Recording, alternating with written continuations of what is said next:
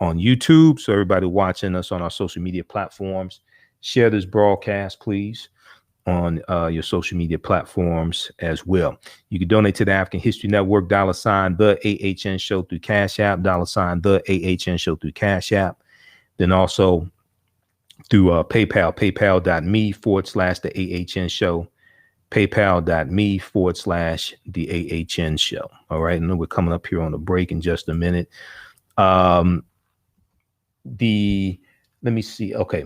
When we come back, we'll go to this clip. When we come back from the break, we'll go to this clip also. Let's look at a brief recap of what's going on right now. Now, 62 million people have already early voted across the country. It's estimated that it can be as many as 100 million by election day, roughly twice the number who cast early ballots in 2016. Now, with 8 days until the election, Vice President Mike Pence held a rally in the battleground state of Minnesota today after at least 5 of his aides tested positive for COVID-19. Now, based upon CDC standards, Mike Pence should be quarantining. But, you know, just like Honey Badger don't care, Mike Pence don't care. Okay. They keep holding these super spreader events. They do not care. Neither does Donald Trump. Okay. And I'm telling you right now, they're going to have hell to pay. You already have, when we look at the updates from Washington Post, New York Times, NBC News dealing with coronavirus. Okay.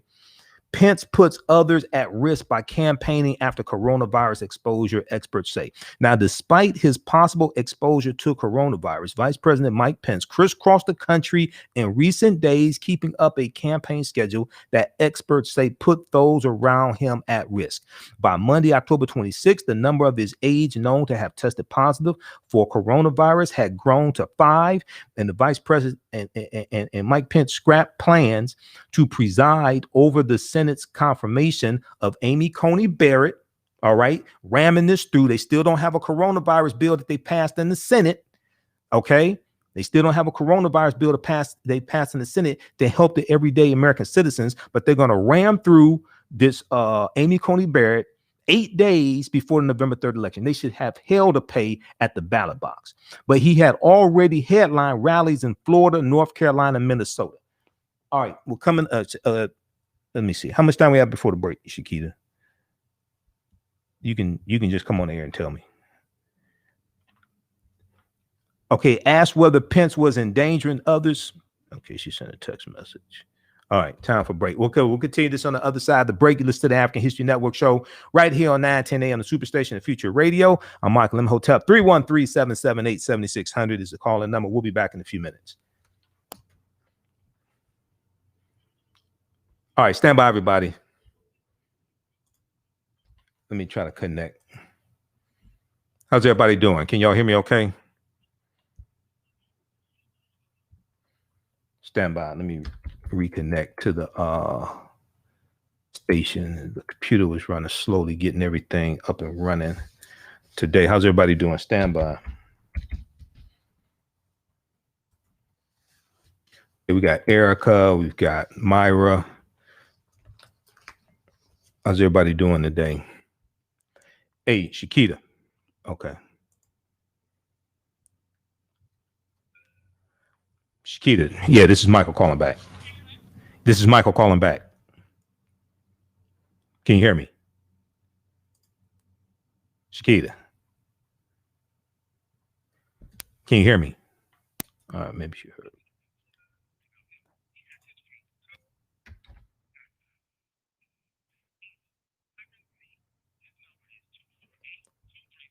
All right, stand by, everybody. We'll be back from break in a couple of minutes here.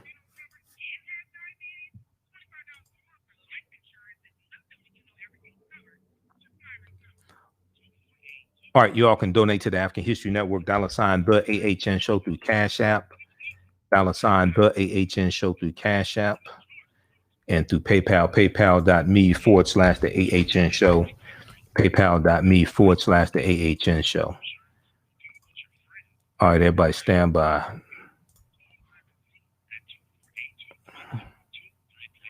We'll be back from break in just a minute here.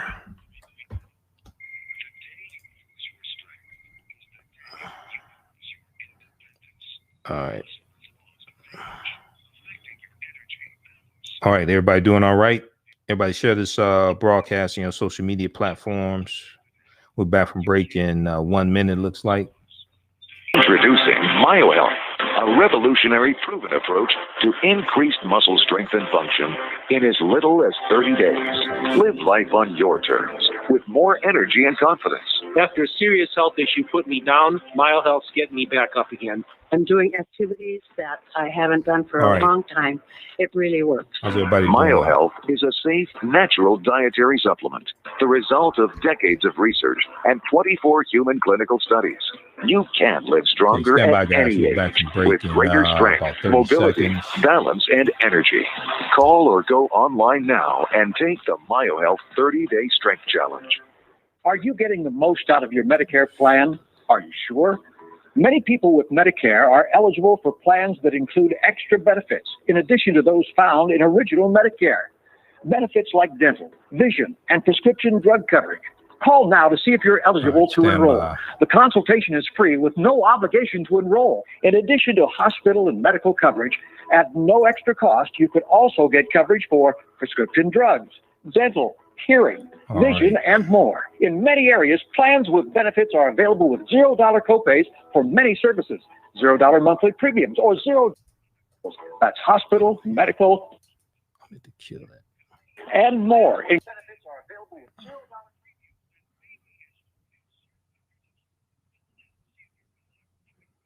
Stand by.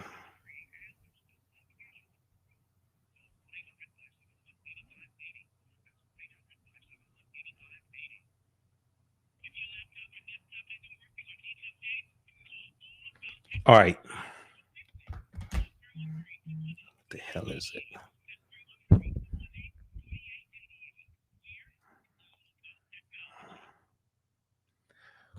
Welcome back to the African History Network show right here on 910 AM, the Superstation, the Future Radio. Hey, I'm your host, Brother Michael Imhotep. It is Monday, October 26th, 2020, and we're live. Hope everybody's doing well. So we're giving you an update on what's going on with the campaign, what's going on with coronavirus. We're going to get into these comments from these idiotic comments from Jared Kushner, but he's showing how he really thinks. And, you know, his father-in-law thinks the same way. All right. I'm telling you right now. So right before the break, we were talking about Mike Pence holding these super spreader events on the campaign trail after 5 of his aides came down with coronavirus. Despite his possible exposure to the coronavirus, Vice President Mike Pence crisscrossed the country in recent days, keeping up a campaign schedule that experts say put those around him at risk.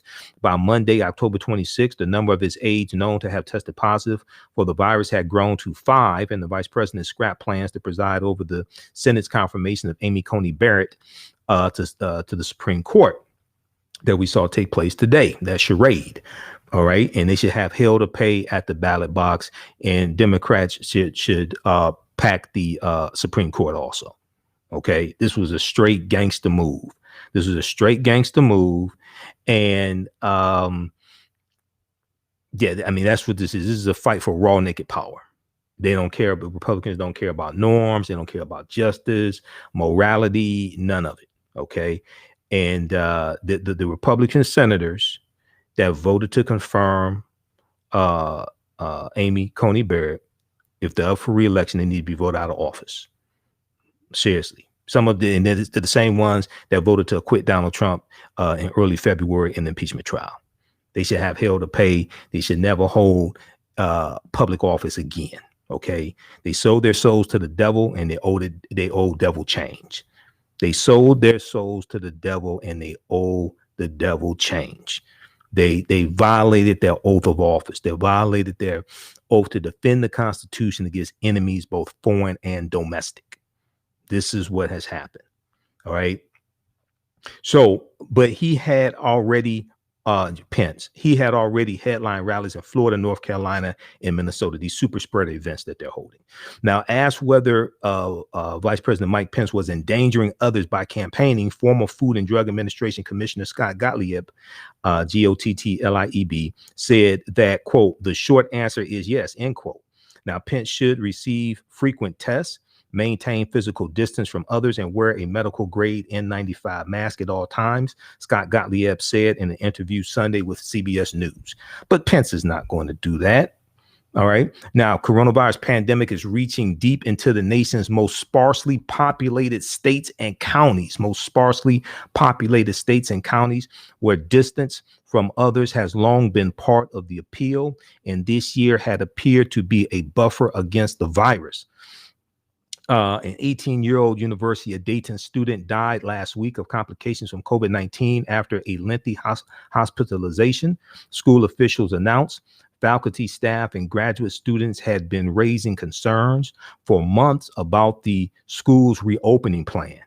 In five red states, coronavirus cases are surging, yet their leaders have refused to loosen rules on who can vote by mail. Most of the approximately 30 million registered voters who live in Texas, Indiana, Louisiana, Mississippi, and Tennessee have no choice but to cast ballots in person. Let's see here. Okay. Now, a record-setting second wave of coronavirus infections sweeps Europe. Italy is imposing its harshest pandemic restrictions since the spring. Check out the updates from Washington Post. Also, we see 71,000 new cases reported today in the U.S. We're at 8.7 million reported cases in the U.S., 226,000 deaths. There is a Washington Post has a article dealing with the hospitals in nearly every region report a flood of COVID-19 patients. This will probably be worse than the second wave. Okay. Let's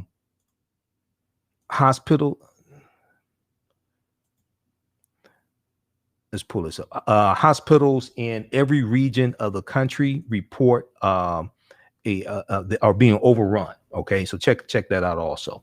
All right, now when we look at Michigan, we look at WXYZ Channel 7 for an update on what's going on. Also, we'll pull that back up. We see Michigan has 161,907 confirmed cases and 7,271 confirmed deaths. The state reported on Monday, October 26th. The state reported a 2-day increase of 3,881 cases and 29 deaths between the 2 days. The average number of new confirmed cases is 1,940 per day, the state said. Governor Gretchen Whitmer said that if hospitals begin to get overwhelmed as COVID-19 cases increase once again, Michigan could take a step backwards. Check out the updates at WXYZ.com, Channel 7 News here in Detroit, WXYZ.com. All right. I want to go to this clip here. We're going to go to a clip of Barack Obama, Shakita. Saturday, President Barack Obama was in Miami. Okay. And he's on the campaign trail, and he was talking about how Donald Trump could not answer a basic question in his interview with Leslie Stahl that Donald Trump walked out of like a bully, like a little punk. If Donald Trump is afraid of Leslie Stahl, how's he going to deal with Vladimir Putin? How's he going to deal with Erdogan? How's he going to deal with dictators if he's afraid of Leslie Stahl? We have that clip queued up, Shakita. All right, what is this? Okay, let's go to the clip. Former president, again, did not hold back. He went on the attack again against President Trump on everything from the pandemic and healthcare, the economy, to America's standing in the world. Yeah, Anna, this speech was just as much about promoting his own vice president as it was taking on the current president. But President Obama didn't hold back in his criticism of President Trump taking on his approach to the coronavirus, and even talking about the president's behavior, comparing it to an internet meme, saying that Florida man doesn't even act that way, that the president's behavior is not normal. And you also heard President Obama kind of mocked the president for his 60 Minutes interview that he walked out of, and also some of that anti-media rhetoric that you've heard at times from the president. President Obama today essentially saying that if you walk out of a 60 Minutes interview, or if you're complaining about the type of coverage that you're getting, that you're not going to be able to stand up to dictators and people like Vladimir Putin. Take a listen to a bit more of what Obama had to say here in Florida. During the debate, Trump was asked, what is your plan for the new phase of COVID? Which is a pretty good question, considering that we just saw the highest number of cases spike up yesterday. So you'd think he'd be ready for a response. Instead, he just said it wasn't his fault and he didn't have one. He said it's now gone in a bunch of states. Just as states are reaching new record highs nationwide. He doesn't have a plan. He doesn't even acknowledge the reality of what's taking place all across the country. And it gets better because he also sat down with 60 Minutes. He was asked, what's your priority in your second term? And let me say, I've run for president in Miami, so I just want you to know it's a good idea to have an answer to this question. It's a good idea if you're running for re-election to say, here's what I want to accomplish. What did Trump say? He got mad and walked out of the interview. He thought the questions were too tough. Too tough. Miami, listen, if he can't answer a tough question like, what would you like to do in your second term? Then it's our job to make sure he doesn't get a second term. So this is the second time this week that President Obama really issued another scathing rebuke of his successor. And you also heard the former president kind of take on these arguments from President Trump and Republicans painting Joe Biden as a socialist or a communist, particularly here in the state of Florida. Obama said that Biden is not a secret socialist, that they shouldn't believe that type of garbage that is coming from Republicans, is the way that the former president took it as he is trying to defend his former vice president. Now, one of Obama's central messages here today in Florida was to make a plan to early vote. The Biden campaign really believes that President Obama can help mobilize Black men, Latinos, and young voters to get out there in these next 10 days before the election. The former president telling everyone to make a plan to either vote early in person or by mail-in ballot as this election gets closer and closer on us. All right. So that was from CNN from Saturday. That was October 24th. Check out that clip from CNN. Obama, this basic question was too tough for Trump. at CNN.com, Obama, this basic question was too tough for Trump. All right, check that out. We're going to go to the next clip.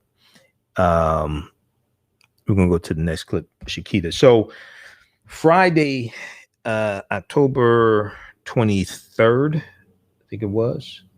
I was on Roland Martin Unfiltered as a panelist. I'm on every Friday now. Also, Roland will be in Detroit on Wednesday. I'm still waiting to find out the location. He'll be broadcasting from Detroit on Wednesday. So when I find out location, I'll let you all know. We discussed, let's see, in this segment here, we discussed Florida. He was broadcasting from Florida and he was interviewing Desmond Meade. Desmond Meade led the initiative to get Amendment 4 on the ballot in Florida to restore voting rights to 1.4 million ex-offenders, okay, or returning citizens, because Florida is one of the few states where if you have a felony conviction, you lose your voting rights for life, okay, and that dates back to sometime after, shortly after the 15th Amendment of 1870. Okay, so he was discussing this with Desmond Meade, and then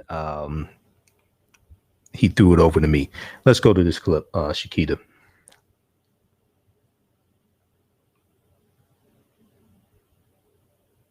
that all that time he was really jealous of people that were voting. He was really jealous of that. Just think about that. And so he voted for the first time in his life. You have so many people that's doing that, age of 71, 78, in their 60s that have never voted before. And so these are stories of returning citizens throughout the state of Florida, actually throughout the country, right? The sleeping giant have awakened. Reverend Dr. William Barber has talked about that. He's talked about the poor, 75 million who did not vote.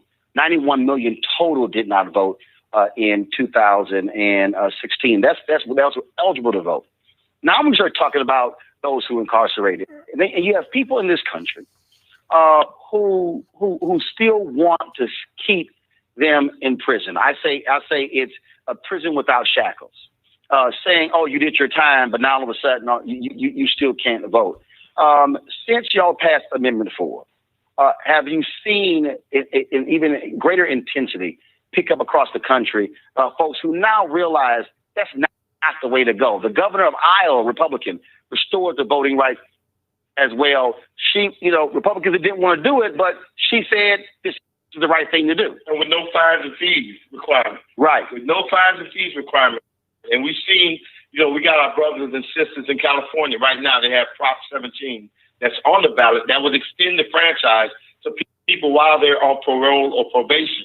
You're seeing efforts in Kentucky. You have returning citizens that are leading the effort to help register folks that have been re-enfranchised by the governor there. And so, yes, it is a growing movement throughout the country, and more people are understanding that the only people that don't want people with felony convictions to vote are the people that are taking that position for purely political reasons. It doesn't make any sense whatsoever. When you have Maine and Vermont, which ironically the majority of that population don't look like me and you, right? But in Maine and Vermont, they could vote from prison and jail, and that's never been an issue. And I think that we can go as far as that, right? I think that no one should ever lose their rights, right? I have 4 sons. And they do some stupid things every now and then, but no matter what they do, they never stop being my sons. When you strip voting rights away from a person, you basically strip them of their citizenship. We're not relegated to second-class citizenship status. And so I don't think a person should ever lose their citizenship, and we should always be able to have our voices heard. You're counting us for the census. You're making money off us. We're paying taxes, so why can't we vote? Absolutely. Again, 24 states, 24 locations all across Florida, but also you said 13 other states. No, man, you shortchanged us, man. I was checking. Over 30 cities. I just want you to repeat it. There are over 13 states in the country and 27 cities in the country, and folks are really showing up.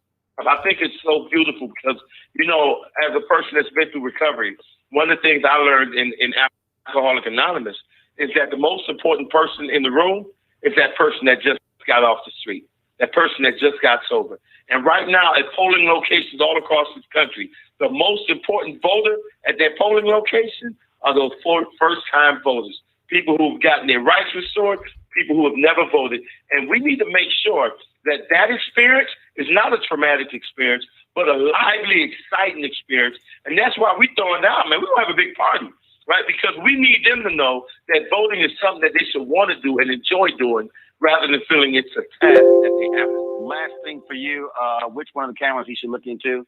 I want you to look into that camera. There's a brother who's watching. There's a sister who's watching. They got friends who they know. They got family members who say, voting is a waste of my time. I'm not, choosing of the lesser evil. They're coming up with all these excuses. How long was it? How long did you not have your right to vote? Me? I haven't voted. This is the first time I voted in over 30 years, and the first ever presidential election that I'm voting in. So for that person who's watching, who says, "Man, I ain't trying to hear all that." Man, first of all, let me tell you, if your vote didn't matter, you wouldn't have so many people trying so hard to stop you from voting. There is some value there. But even when you talk about that people are not paying attention to your issues, I can't pay attention to your issues if I don't even know you're there. And the only reason people are going to know you're there is when you show up to the polls and vote. That's when that power manifests itself. But as long as you stay home, as long as you're making excuses, then guess what? You will always experience these issues that we're experiencing today. And another thing, don't get caught up in the candidate, right? There's no such thing as a perfect candidate, but you should be going to vote for the most important person, and that is you and the one you love. You talk about you'll fight for the one you love. You're willing to die for the one you love.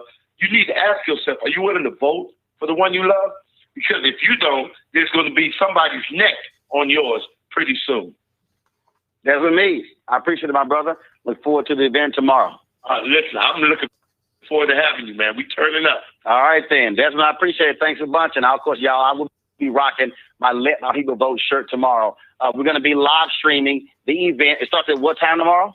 2 o'clock. We're going to be live streaming the event on Roland Martin Unfiltered tomorrow, 2 p.m. Y'all want to let everybody know we'll be right here. So, Desmond, we appreciate it. Thank you so very much.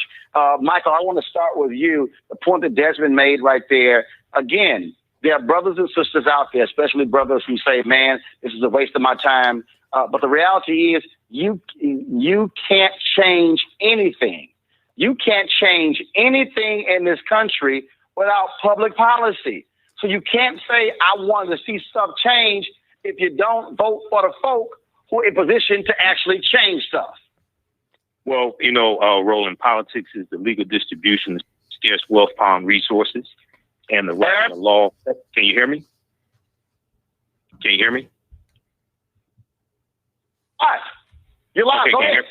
Okay. Yeah, politics is the legal distribution of scarce wealth, power, and resources, and the writing of laws, statutes, ordinances, amendments, and treaties, the adoption, interpretation, and enforcement. So politics impacts every aspect of our life, from the water we drink to the air we breathe to the food we eat.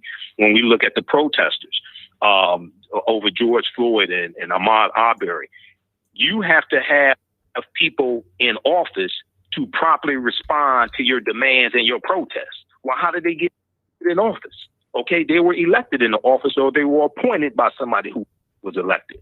And then the other part of this, Roland, as you talk about, is that on the other side of the election, we have to have the engagement. And we also have to understand how oftentimes we're financing our own dehumanization. When you did the State of Black America and you had Reverend Al Sharpton as one of your guests, Reverend Al Sharpton talked about how money managers take our pension fund dollars and loan them to real estate developers. The real estate developers come into our communities and gentrify us out of our communities with our own dollars. So oftentimes we don't know that we can contact our money managers, find out where our pension fund dollars are invested in, and redirect them into other areas that are not doing us harm. So on the other side of voting, we also have to leverage our economics to enforce our politics, as one of my teachers, Dr. Claude Anderson, would say if he were here right now. I want to now go to Dr. Carter. Again, I keep trying to explain to people, voting is not the solution. It is a part of the solution. And I get people out there who have grown frustrated when others have said, you got to vote, you got to vote, you got to vote, as if that was the only thing you have to do. It's not the only thing you have to do to change our communities, but it's something, Dr. Carter, you got to do if you do want to see change in our neighborhood. Hey, Shakita, pause the clip, please. Absolutely. I think Michael's point is exactly. Thanks. All right. Watch that full broadcast, Roland Martin on Facebook and Roland Martin on YouTube. That is from Friday, October 23rd, 2020. The full show is there. Okay. We were on, the panel was on for the first hour. All right. Now, for people like Melanated that want to post this nonsense here on the thread, okay, what is our vote getting us? If you don't know by now, where the hell have you been? We went through and broke down for 6 weeks. We dealt with policy. We dealt with Biden's plan. We dealt with understanding everything from the George Floyd Police and Justice Act, understanding raising the federal minimum wage from $7.25 an hour to $15 an hour. We dealt with Saving the Affordable Health Care Act. We've dealt with policy. We compared those policies to Donald Trump's policies. We broke down Donald Trump's Fool's Gold plan. We've been dealing with coronavirus. 41% of Black-owned businesses have been wiped out since April. Now it's probably 50% of Black-owned businesses. You've got 226,000 people dead. 20% of them are African Americans. Okay, so if you don't know, then you haven't been watching the show. We've been dealing with policy, so I don't know where the hell you've been. But okay, anyway, it's interesting when people you come on here with this nonsense. What you're saying is you have not been doing the research. That's what you're saying, because we've been dealing with this. All right. Anyway, so if we go back to coronavirus quickly, Dr. Fauci says U.S. still in first wave as cases surge to new records. Now, some people say we're in a third wave. Dr. Fauci says we're still in the first wave. Read the reporting from NBC News, NBC Nightly News, and read their reporting there at NBCnews.com. Dr. Fauci gave a grim assessment of the coronavirus pandemic in the U.S. after the country set back-to-back records for daily cases in recent days. I look at it more as an elongated and exacerbation of the original first wave, said Fauci of the surges in an interview with Yahoo Finance. We've really never cleared and got down to a very low baseline. No matter how you look at it, it's good news. On Friday, the U.S. reported nearly 80,000 new cases, a staggering new single-day benchmark as the pandemic accelerates beyond levels we haven't seen since the summer. The U.S. has recorded more than 8.7 million cases with a death toll of more than 226,000, according to the latest NBC News tally. After rampaging through cities, the virus is now ravaging many smaller rural communities. All right. So you can't open back up the economy.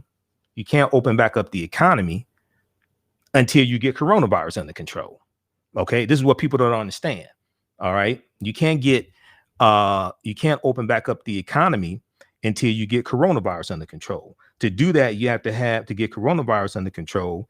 You have to have somebody competent in office who will listen to the scientists and actually has a plan to deal with coronavirus. All right. So this is part of the problem. All right.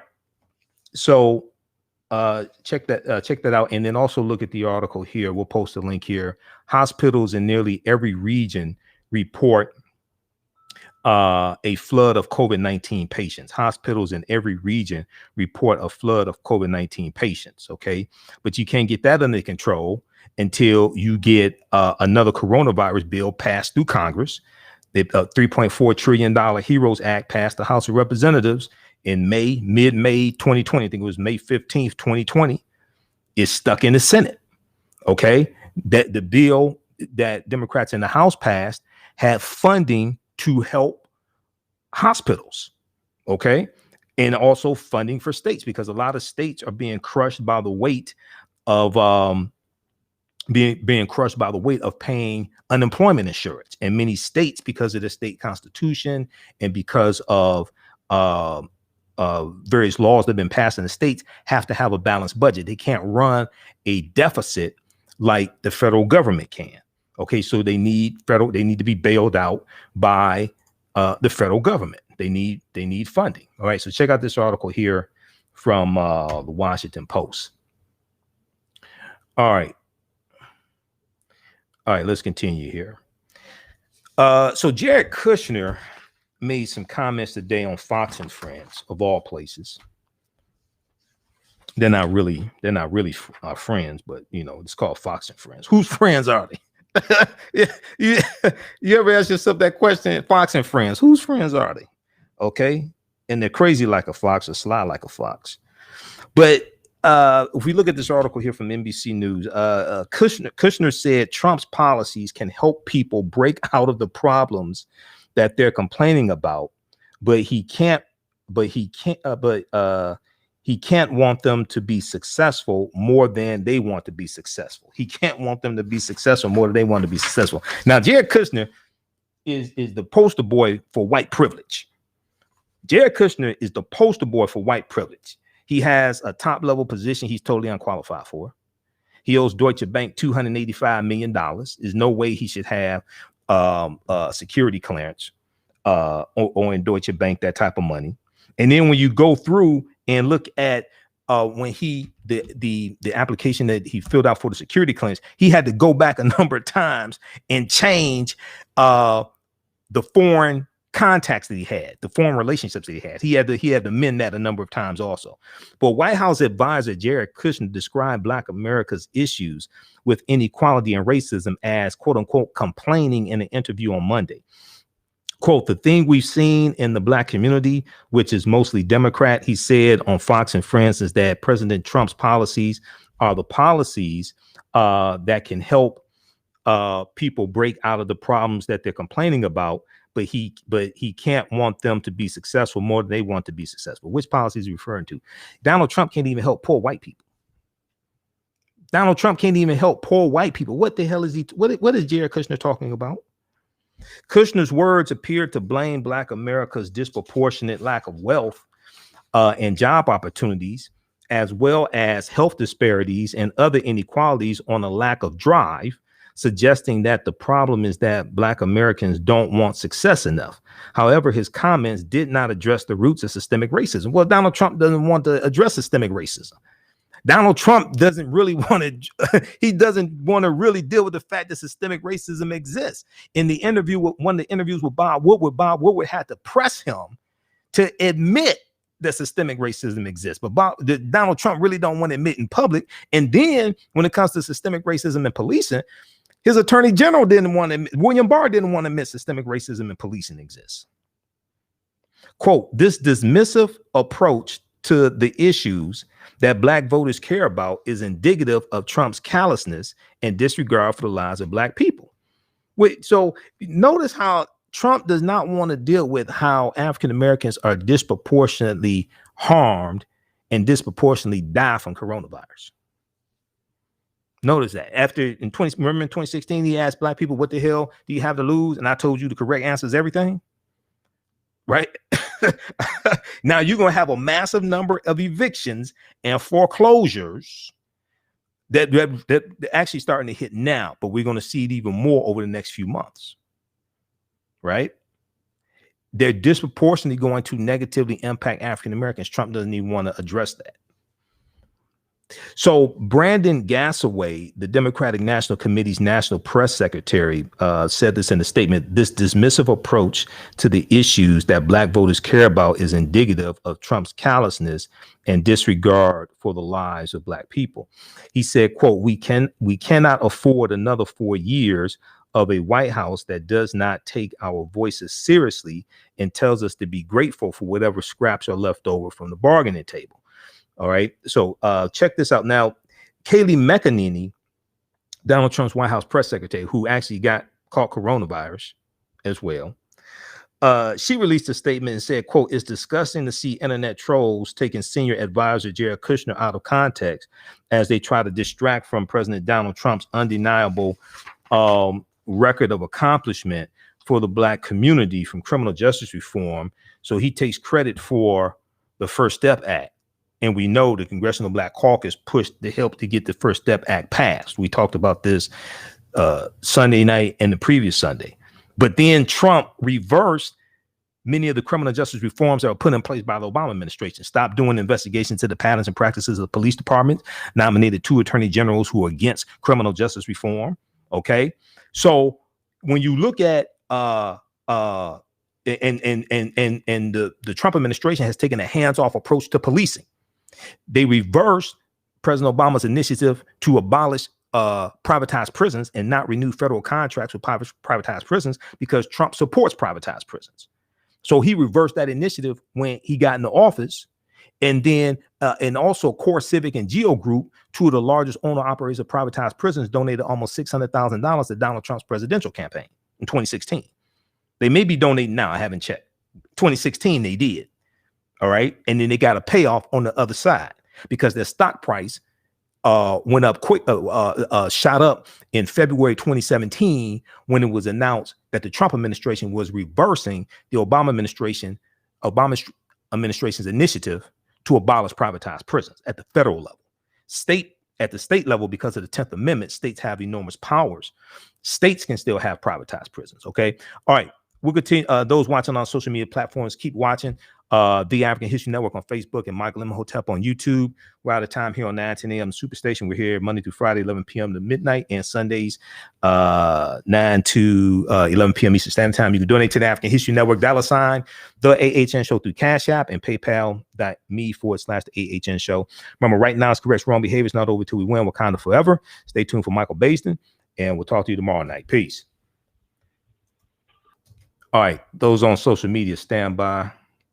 We're going to continue here. All right, how's everybody doing? All right, so we're here on 9:10 a.m. the Superstation for 1 hour, Monday through Friday, 9 p.m. to 11 p.m. And we'll continue here. All right, we'll get to these other topics, but I wanted to get that clip, a couple clips in, and we want to deal with some of this information, give you a synopsis of what's been taking place today. All right. So Trump takes credit for HBCU funding that was Representative Alma Adams' bill. Okay. Member of the Congressional Black Caucus. There was a veto-proof majority in the House and the Senate to get that bill passed for the funding for historically Black colleges and universities. Donald Trump takes full credit for all of that. Okay. He takes full credit for all that. He doesn't take responsibility for coronavirus, but he takes full credit for HBCU funding. Okay, so that's Kayleigh McEnany running her mouth. Now, according to a study last year by McKinsey & Company, a management consulting firm, the racial wealth gap between African Americans and white families has been widening for decades, in part because white family wealth has continued to grow while that of Black families has stagnated. Okay, so Trump doesn't want to deal with the systemic racism that caused the racial wealth gap. He doesn't want to deal with the racial pay gap between African Americans and white people. He doesn't want to deal with that at all. Trump's reelection campaign has been okay. So when we look at $16 trillion, I did a separate broadcast dealing with this. There was a study from Citigroup. There's a study from Citigroup Bank. This article came out September 23rd, 2020. This ties into this. So these next two topics here tie right into Jared Kushner. All right. Racism has cost the U.S. $16 trillion over the past 20 years, not since 1865. Okay, when the Civil War ended and chattel slavery ended, not since 1877 when Reconstruction ended.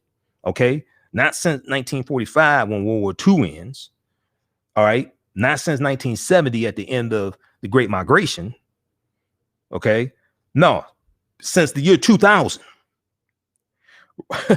America could have been $16 trillion richer if not for inequities in education, housing, wages, and business investment between African American and white Americans over the past 20 years, new research concludes.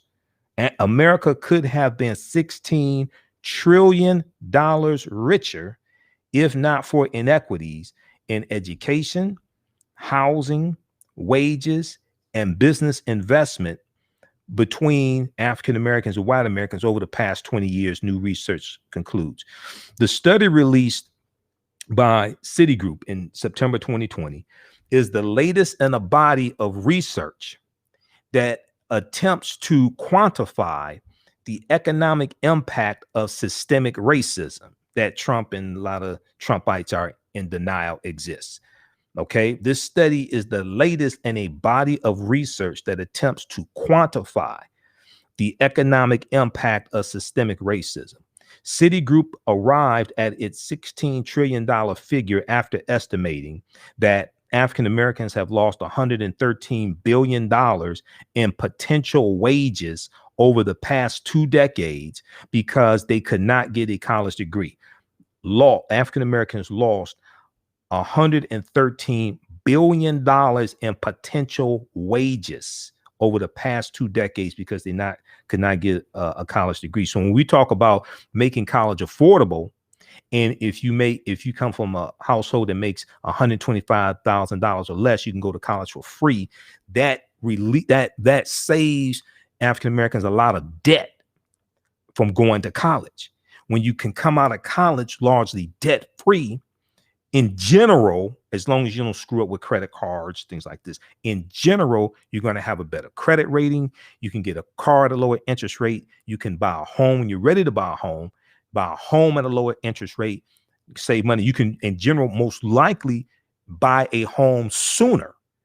Okay. Because a lot of people coming out of college, a lot of African Americans coming out of college, they have a lot of college debt. They may not be able to take on the responsibility of a home at that point in time. Now, the housing market lost $218 billion in sales because African-American applicants could not get home loans. The housing market lost $218 billion in sales because African-Americans could not get home loans. All right. Now, about $13 trillion in business revenue never flowed into the economy because African-American entrepreneurs could not access bank loans. So this deals with economic empowerment. Everybody likes to talk about, but very few people understand. Now, I'm familiar with my degrees in business administration. I managed companies where we employed African-Americans, had contracts with the city of Detroit, county of Wayne, state of Michigan. Okay. I won contracts with the county of Wayne, bid on contracts, the whole bidding on government contracts, things like that. I know that process. Okay. I got, it was my responsibility to get us to become a authorized vendor of the state of Michigan, because a lot of times people don't know to bid on government contracts. Usually you have to be, whether city government, county or state government or federal, usually you first have to become a authorized vendor of that government entity before you can even bid on contracts, which is a screening process, providing tax returns. They usually come out and do a site visit to the business. It's a whole process to like verify your business before you can even bid on the contract. All right. But so a lot of our businesses get knocked out of that because their paperwork isn't correct. They can't even get to this. They can't even get to the point to becoming a authorized vendor of a municipality because their paperwork isn't in order. Not necessarily they can't do the work. Now, they may not have the capital to do the work, because we managed the construction project. Okay. So I was managing the general contracting company also. So they met, and to be quite honest, what we had to do, the real talk, what we had to do to be able to flip before, because money was being held up from the city. Money was being held up from the city. So what we did was, my girlfriend at the time was a white collar worker with Ford, and she made us a 90-day short-term loan from her 401k plan and loaned us money so we could make payroll and handle day-to-day expenses while we wait on this money coming from the city of Detroit. We had a line of credit with the bank, but we tapped that also. This is real talk. This stuff they don't teach in the textbooks. This is real talk. This is why I never talk about people working on a plantation. That's some bullshit right there. You need people that got steady income. You need people that got jobs. You will never hear me criticize people that got a 9-to-5. You're going to need them. When you can't get money from the bank, you're going to have to go to them because they got better credit. They have 401k plans. They got pensions. They can tap into money. You got a lot of people out here running this bullshit on our people and talking about you going to work at the plantation. Let me tell you something. I've been studying history for 28 years. You going to work and getting a 401k plan and getting health benefits and getting a 2-week vacation. I've read slave narratives. That shit ain't slavery. We need to stop lying to our people. And not only that, let's look at General Motors, for instance, right? Do black people buy General Motors cars? Then if we buy General Motors cars, that means that the money we spend for the cars pays for the jobs that people at General Motors have, right? then shouldn't we have jobs at all different levels in General Motors? Because we pay for their health care plan, we pay for their 401k plan, we pay for their stock purchase plan, we pay for the discounts they get on the cars, we pay for their 2-week vacation. So if we buy cars with General Motors and we pay for all that, shouldn't we have jobs at all different levels with General Motors? If we have jobs at all different levels with General Motors, then that gives us steady income that we can redirect to African-American owned businesses and help them out. See, this is stuff they don't teach in business school. I've been to business school. They don't teach this shit. I'm telling you right now. You need people with steady income. You need people with white collar jobs. You need people with blue collar jobs, because you're going to have to go to them to get money when you can't get money from the banks. You're going to have to go to people who can tap into a 401k plan, short term, loan you $25,000, loan you $30,000. Okay, that's real talk. All right. So I never attack people or make fun of people that got a 9-to-5 job. If you in business, you gonna need them. Okay. So, and you can have a 9-to-5 and still run businesses.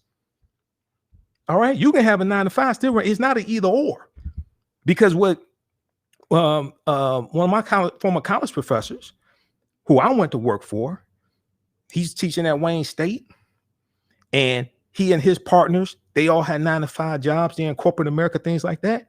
And then they paid, I think it was his cousin or brother-in-law, one of them, to be the general manager to run the company. It's not an either or. Okay. Two checks is better than one. So a lot of this stuff people are running on our people dealing with entrepreneurship, economic empowerment, to be quite honest with you, is really economic empowerment for them. Because I taught entrepreneurship for 7 years. First thing I taught my students is don't quit your day job. I'm telling you right now, don't do that. Don't quit your day job. You're going to need steady income, because most businesses don't make a profit. About 50% of businesses don't make a profit to their third year in business. Your business ain't most likely is not going to be able to pay you a salary. You're going to need steady income. You're going to need health insurance. If you have kids, you're going to need health insurance for your children. You're going to need steady income. Your business is not going to be able to afford you yet, because you're going to have to constantly reinvest. But when people are trying to, a lot of this stuff, man, I see a whole lot of stuff dealing with entrepreneurship, things like this, man. Game recognizes game. A lot of this is economic empowerment for them and their family. They may mean well, but I'm telling you, the first thing I tell my students when I was teaching, don't quit your day job. Because a lot of people say, like, a lot of people will listen to Michael Baisden. I like Michael Baisden. But a lot of people listen to Michael Baisden's show, and he, like, years ago, he had the segment, live your dreams or something like that. A lot of people say, I want to quit my job and start a business. First question I'd ask them is, why you want to quit your job and start a business? Because a lot of people want to start a business because they hate their job. Okay. Being a business owner ain't for everybody. I'm telling you right now, it's some gut wrenching stuff. It's not for everybody. Okay. Maybe the solution is to find a better job. Why would you jump out of the frying pan into a towering inferno? Because if you're a business owner, you're going to work 70, 80 hours a week, maybe more, especially starting out. So is the solution to quit your job and start a business? Okay. Now you may have a part-time business and work a full-time job, but you may want a better job. But if you hate your job, the solution may not be to quit your job and start a business. Solution may be to find a better job that you like, a career, something you can use. Yeah, that ain't the dude, being an entrepreneur ain't for everybody. There's some gut wrenching stuff. All right. So let's continue here. Let's go back to this article here from cbsnews.com. But I see a lot of people, running that game. And it's like they really don't fully understand this.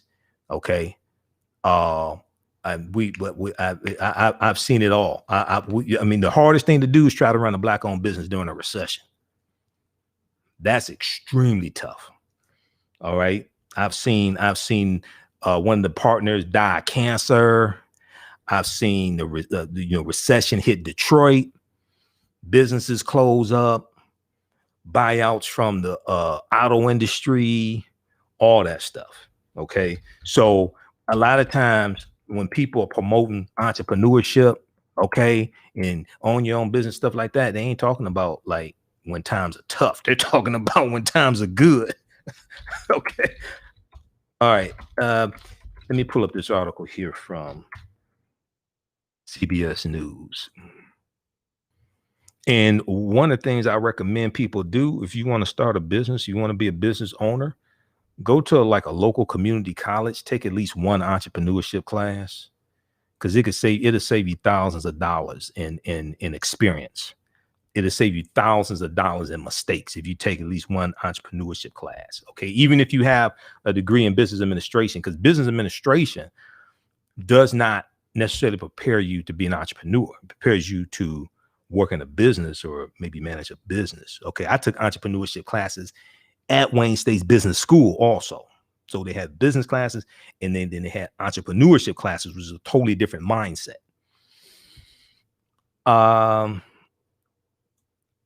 Let's look at this article. I'm going to pull this up here so you can actually see it. We'll turn on the screen share.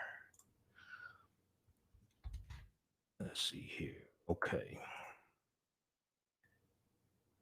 All right. And if you like this type of information, also, you can donate to the African History Network, $ the AHN Show through Cash App, $ the AHN Show through Cash App, and also through PayPal, paypal.me/the AHN Show. So that helps out. That really helps out a lot being that we're here.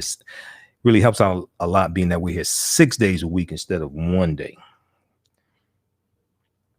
All right. Is this screen share on? Let's see. Can we see this? All right. Let's turn it on. There we go. Let's blow this up. Okay, this is the article from CBS News, and other outlets have this article also. Is this the right one? Okay. Yeah, racism has cost the U.S. 16 trillion Citigroup fines. This is from September 23rd, 2020.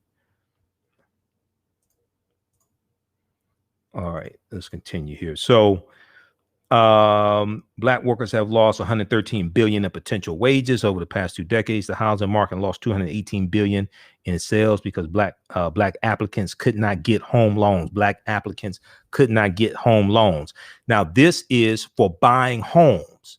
Okay, and one of the main ways that people accumulate wealth in this country is through home ownership. So this is locking African Americans out of home ownership, which is a vehicle. One of the vehicles for wealth creation.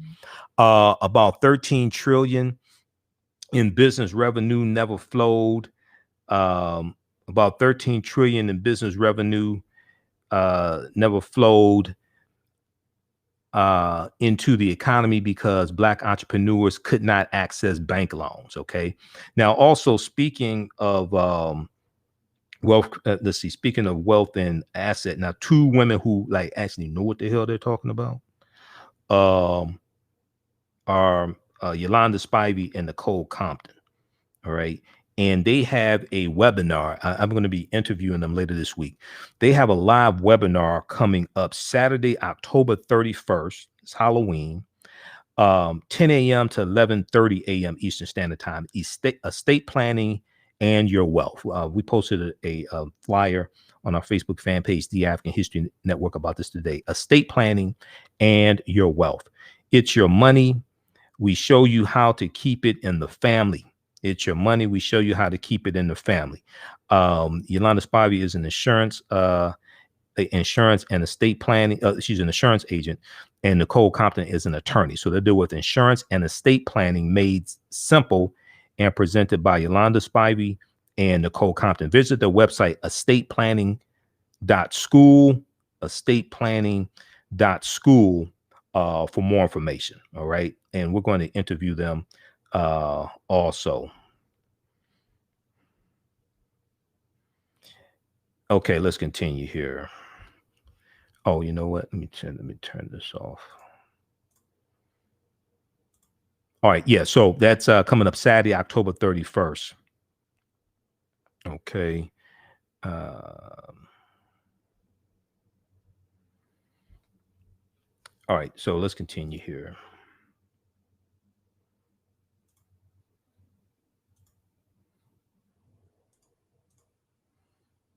All right, now, what's more, the U.S. could have $5 trillion in gross domestic product over the next 5 years if those gaps and others were closed today, the study indicated. What's more, the U.S. could have $5 trillion in gross domestic product over the next 5 years if those gaps and others were closed today, the study indicated. So the GDP, gross domestic product, is the total amount of the total value of all the goods and services produced by an economy, produced by a country, but also the total value of the income earned in that country as well. Okay, so gross domestic product is three components, made up of three components. Quote, racial inequality has always had an outsized cost that was thought to be paid only by underrepresented groups, Citigroup banking chair Raymond McGuire said in a statement. What this report underscores is that this tariff is levied on all of us. What this report underscores is that this tariff is levied on all of us. So what this report is showing is the cost, that how it is showing how racism impacts everybody in this country. Because see, a lot of people will turn a blind eye on conditions because they perceive racism as only hurting other people. And they perceive themselves as being the beneficiaries of racism. And to a certain extent, they are. But this study shows how racism is negatively impacting everybody and how it's costing the entire economy. America could have been $16 trillion richer if not for inequalities in education, housing, wages, and business investment between African Americans and white Americans. All right, so this is a very important study. So when we deal with laws and policies, and how policies address conditions, etc., the laws and policies need to be based upon the studies, based upon the evidence. All right, let's continue here.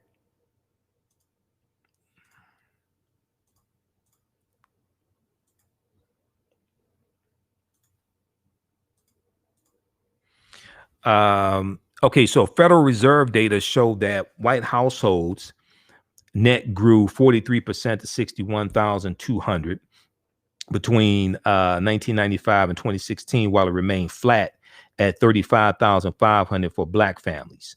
Okay, Federal Reserve data showed that white households net worth grew 43% to $61,200 between 1995 and 2016, while it remained flat at 35,400 for black families. Moody's investors found that 44% of black households owned their homes in 2019 compared to 74% of white households. Okay, so we have to really address home ownership among African Americans. So when we look at policies, we went through and broke down all 6 parts of Joe Biden's plan to empower Black America. That's his 22-page agenda. We dealt with that May through June of this year, because his plan came out May 4th, 2020, and then we just went through and did 6 weeks again, breaking it down on our Sunday night show. So Sunday before last, we just finished that. So you can go back and watch all of those. Okay, so when people ask, what are we getting for our vote? We go through and break down policies and deal with how all these policies impact our conditions. Okay, so I don't know where the hell people been. I really don't. I'm sorry, I don't. Okay, so read the rest of this article also, and then a McKinsey study released last year explored how these and other inequities have reduced the nation's wealth. The nation's GDP, the total value of goods and services, could be up to 6% higher by 2028 if the racial wealth gap is closed, the consulting firm concluded. Lawmakers must pass targeted policies that boost household income for Black Americans in order to address the issue. Lawmakers must pass targeted policies that boost household income for Black Americans. One step in that direction is not the only thing. One step in that direction is raising the federal minimum wage from $7.25 an hour to $15 an hour. $15 an hour is not a ceiling, it's a floor. The last time the federal minimum wage was raised was in 2010. That was 10 years ago. Okay. All right. So check out this article here from cbsnews.com. And I did a hour and 10-minute broadcast dealing with that topic. Also check out the article from blackpast.org that then ties into policies. This deals with the National Advisory Commission on Civil Disorders, the Kerner Commission report that was commissioned July 28, 1967 and came out in March 1968. That's under the Lyndon Johnson administration. Okay, check out that article as well. And we'll pull this up here. Let's see here. That's at blackpast.org. Blackpast.org has about 6,000 pages of articles dealing with African American history and African history. Kerner Commission report, because the Kerner Commission report is important because it was a study of 23 cities in 1967-68 to look at the rebellions that were taking place, like Detroit Rebellion, different things like this, and why the rebellions were taking place. Okay. And let's see, can we pull this article up here?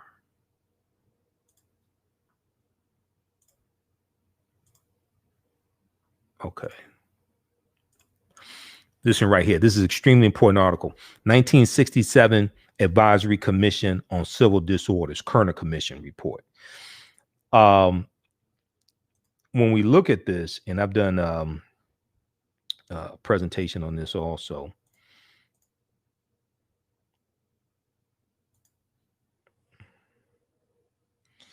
The National Advisory Commission on Civil Disorders was organized by President Johnson July 28, 1967 to investigate the urban rebellions erupting in cities across the nation between 1964 and 67. The findings of the 7-month study were published in March of 1968. The 11-member commission, more commonly known as the Kerner Commission, after its chairman, Governor Otto Kerner of Illinois, concluded that the United States was, quote, moving toward two societies, one black, one white, separate and unequal.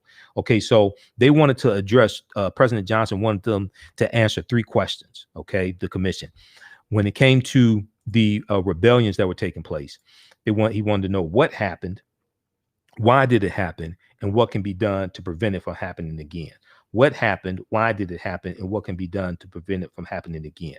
So they surveyed 23 cities where rebellions were taking place, all right? And it was commissioned the day after the rebellion in Detroit ended, which was July 27th, 1967.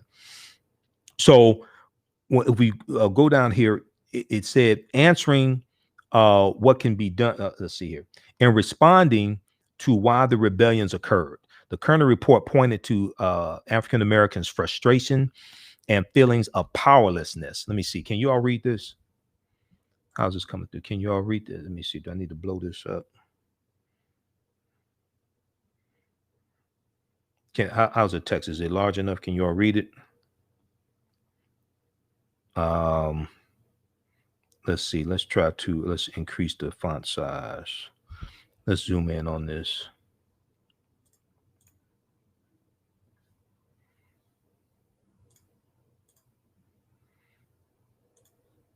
Just a second.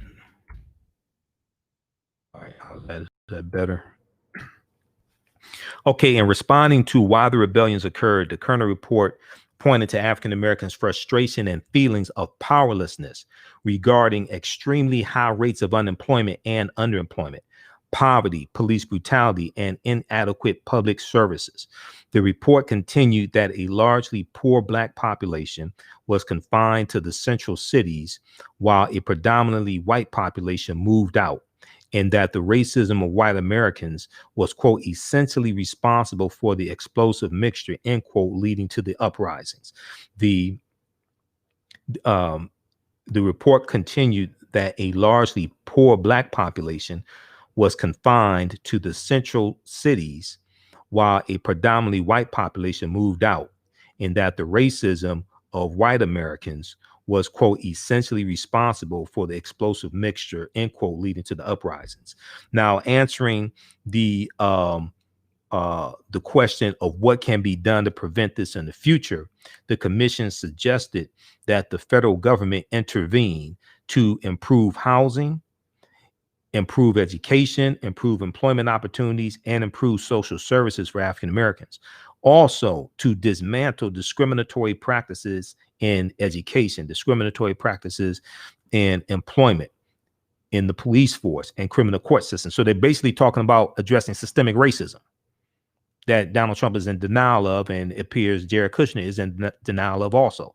The report is basically saying the report came out March of 1968, is basically saying you have to address systemic racism, okay? To dismantle discriminatory practices in education, employment, the police force, and criminal court systems. President Johnson accepted the report, but did not support the conclusions, and minimal efforts were made to address the problems identified by the commission. Now, something very important to understand, and we'll post this link here, is that at the same time, it is true he was dealing with the Vietnam War, and the Vietnam War took a lot of attention away from our issues. And in March of 1967, Dr. King was interviewed by NBC News. It was a 26-minute interview, and it's called something to the effect of Beyond Civil Rights, Black Power.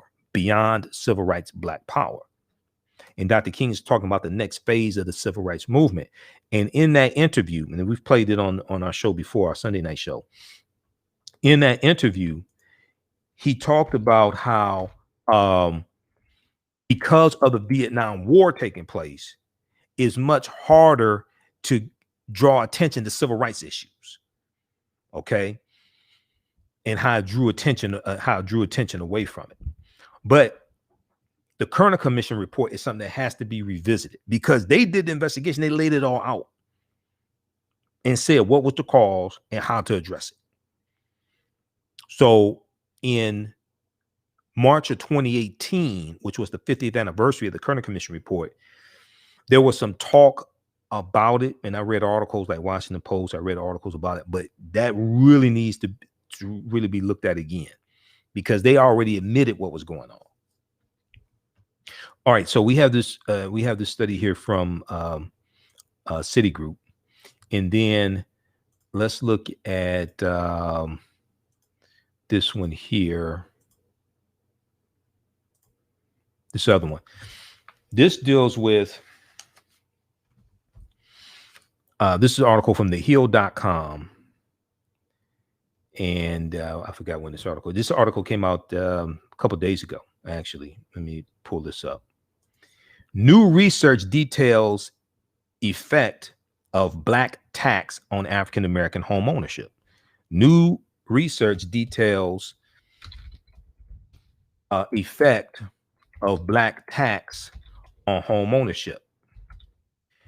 Okay, and this talks about how it's harder for African Americans to own a home, and how much that costs us in lost retirement earnings, how much that cost us in lost retirement earnings. And this is tied to the wealth gap as well.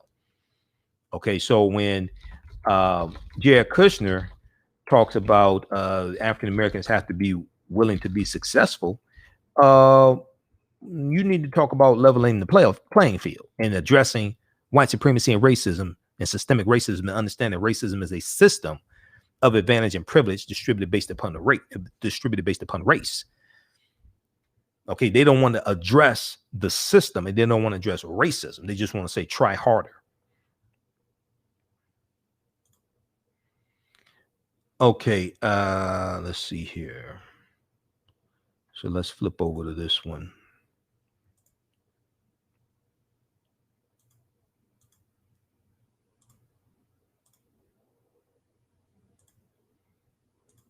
This is from theheal.com. This is from October 22nd, 2020. New research details effect of black tax on African American home ownership. All right, and let's try to blow this up and close some of this stuff out. Blow this up. Okay. So African Americans are paying more than white Americans to own a home, making it harder for African American households to accumulate housing wealth at the same rate as their white counterparts, according to new research from MIT. So I told people when we went through and compared Biden's plan to Donald Trump's fool's gold plan, his platinum plan, I said read their policy platforms and compare their policies, right? When you look at Biden's plan, and once again, this is not an endorsement, I'm telling you, go read all this stuff. When you look at Biden's plan, Biden talks about creating, he lays out a plan to create wealth for African Americans. Okay, now it doesn't go as far as some of us would like for it to go. But when you compare the two, when you compare Biden's policies to Trump's, Biden's are much better. But we continue to push our issues and our agendas even after the election ends. That's the end of one process and the beginning of another. Okay, so we still push for policies that are not even being proposed to us. And when you look at if you can go to joebiden.com, you can read a 22-page agenda, but they also have highlights of it for the African American community, things like that, and they deal with also creating wealth in the Black community also. And one of the things they're talking about is home ownership, and then addressing redlining also when it comes to loans from banks. All right, so in a study published earlier this month, MIT researchers found that African Americans pay $743 more annually than white Americans when it comes to mortgage interest payments. Okay, that on surface, that sounds like a small amount, but it accumulates. Researchers found that African Americans pay $743 more annually than white Americans when it comes to mortgage interest payments, $550 more per year in mortgage insurance premiums, and $390 more each year in property taxes, totaling more than $13,000 over the life of a loan. Okay, totaling more than $13,000 over the life of a loan. Now, the study authored by Ed Golding, executive director of the MIT Gallup, GOLUB, Gallup Center, Michelle Aronowitz, former deputy general counsel for enforcement and fair housing at the Department of Housing and Urban Development, and Young Hyun Choi, a researcher with the Housing Finance Policy Center at the Urban Institute. They found that the inequities totaled $67,320 in lost retirement savings for African American owners. So that adds up to a lot of money when we look at lost retirement savings. And when we look at the median household net worth of a white family being about $171,000 and the median household net worth of an African American family being $17,000. And we're looking at African Americans losing out in about $67,000 in lost retirement savings. Okay. Now, citing income data. So once again, this doesn't have anything to do with not wanting to be successful, as Jared Kushner doesn't seem to understand. This deals with systemic racism that he doesn't want to address. Citing income data from the National Association of Real Estate Brokers, the country's oldest minority trade association, the study said it found an income gap of $25,800 between African Americans and white Americans, an income gap of $25,800 between African Americans and white Americans, to be exacerbated by the black tax on home ownership. So on top of the income gap that Donald Trump doesn't want to address, Jared Kushner doesn't want to address, On top of that, then you have the black tax on home ownership. Now, the elimination of those additional costs, the study said, would cut in half the roughly $130,000 gap in liquid retirement savings between white and African American families. The elimination of those additional costs, the study said, would cut in half the roughly $130,000 gap in liquid retirement savings between white and black families. The study also found that African Americans paid higher interest rates due to a lack of refinance opportunities, a problem researchers said results in African American home ownership, quote, approximately another $475 per year more than white homeowners, which results in a loss of retirement savings of nearly $20,000. All right. Now, Golding told The Hill that for a variety of reasons, African-American families don't refinance or cannot refinance as easily or as quickly as white families. Quote, so when the Federal Reserve lowers interest rates, people refinance to lower their mortgage rate, but more African-American families are stuck at the old higher rates, and our data shows that. While he went on to note that African American families have a higher unemployment rate, meaning, quote, they're more likely to be in that group that cannot refinance. They're more likely to be in that group that cannot refinance, end quote. Now, while the study notes that the inequities can be, quote, traced to the long history of slavery, Jared Kushner and Donald Trump don't want to deal with that. And Donald Trump is against reparations, just so in case people don't know. So is Moscow Mitch McConnell against reparations also. Okay. Now, Biden may not go as far on reparations as many people want, but he supports HR 40 and is talks about on page 22 of his agenda. He supports HR 40. Donald Trump doesn't, and neither does Moscow Mitch McConnell. Mitch McConnell said reparations is dead on arrival in the Senate. As we discussed before, no bill can come to the Senate floor for a debate or a discussion without the approval of the Senate Majority Leader. As we discussed before, no bill can come to the Senate floor for a debate or a vote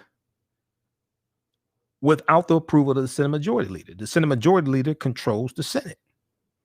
He already said reparations is dead on arrival in the U.S. Senate. And then the only black Republican senator, Tim Scott of South Carolina, he already said he's voting against reparations in the Senate. So elections have consequences.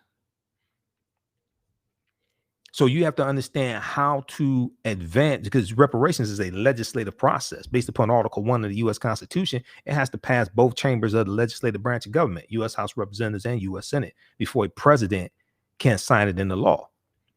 Well, this president ain't going to sign it into law. He's against reparations. Trump is attacking the 1619 project, even though the 1619 project is flawed. We've talked about that here before. He's attacking the 1619 project.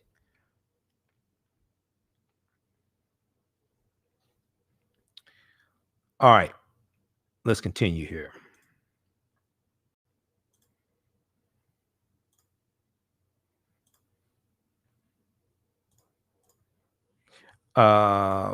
Let's see. Okay, so while the study notes that the inequities can be traced to the long history of slavery, segregation, and race discrimination, it also points to current policy choices that maintain the disparities and suggest reforms.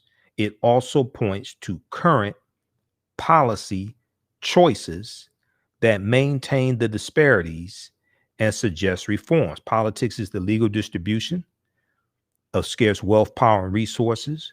and the writing of laws, statutes, ordinances, amendments, and treaties, their adoption, interpretation, and enforcement. For all the economic empowerment advocates and economic empowerment gurus, I understand it better than most people. Like I said, my degree's in business administration.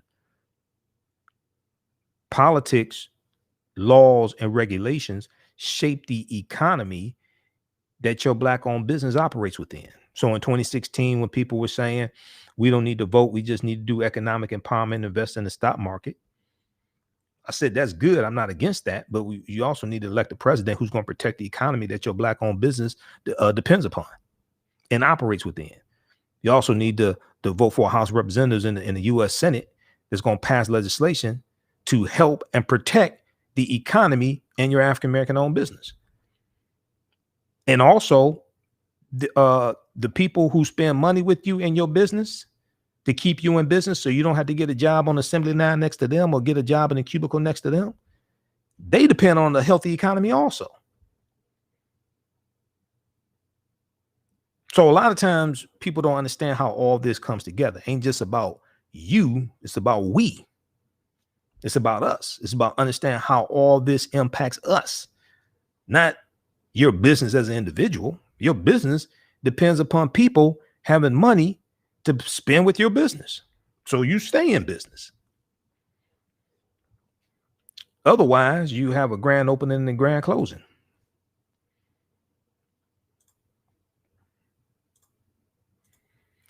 Okay, so some policy recommendations. Let's see. Some policy recommendations include forming a government-supported insurance program that makes mortgage payments in the event of unemployment or disability, and including tax credits for the first-time homeowners, which could be used as a down payment to reduce the effect of risk-based pricing and the need for mortgage insurance. Now, the MIT study builds on previous research from the real estate website Redfin, Redfin, in June 2020 that found the home ownership rate for African Americans stood at less than 45% nationwide. It's at 44%, compared to 73% rate for white families. And an analysis published over the summer, authored by economist Troop Howard, an assistant professor of finance at the University of Utah, and Carlos Avanasio Leon, assistant professor of finance at Indiana University, found that African American and Hispanic residents bore a 10 to 13% higher property tax burden than white residents in the nation, a 10 to 13% higher property tax burden. So once again, that higher property tax burden that comes from their the value of the property being overassessed and them having to pay more in property taxes. And that historically is a way that land has been stolen from us. Also, that historically is a way that land has been stolen from us. But when you have to pay more in property taxes, that's cutting into money that you can use to do other things with, invest with, buy stocks, invest in the business, etc. All right. There was a article. There was a recent. We talked about this recently. I don't know if I can find this article, but there was one dealing with property tax assessment. And let me see something here. I'm gonna try to pull up this article because I dealt with this on one of my broadcasts. And one of the things is Washington Post. Black families pay significantly higher property taxes than white families, new analysis shows. Okay. Black families pay significantly higher property taxes than white families, new analysis shows. Now, while little Jared is talking about they need to want to be successful, okay, he doesn't want to address white supremacy and racism. Unfair property assessments lead to widespread overtaxation of Black Americans. Let's switch over to this article here. Okay, because I dealt with this also.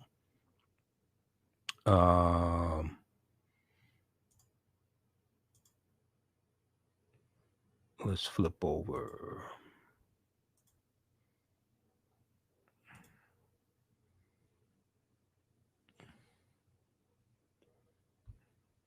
Okay, just a second here. Let's turn it on. Okay, this is from Washington Post. And I dealt with this, came out July 2nd, 2020. So I dealt with it when it came out.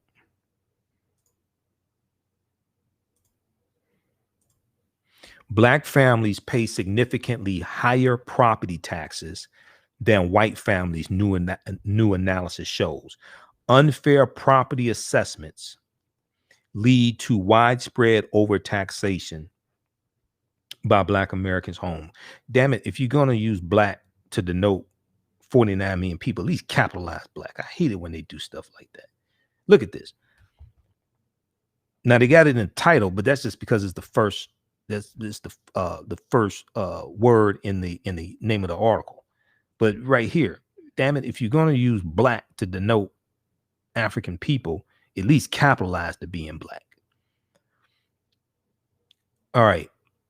State by state, neighborhood by neighborhood, Black families pay 13% more in property taxes each year than a white family would in the same situation.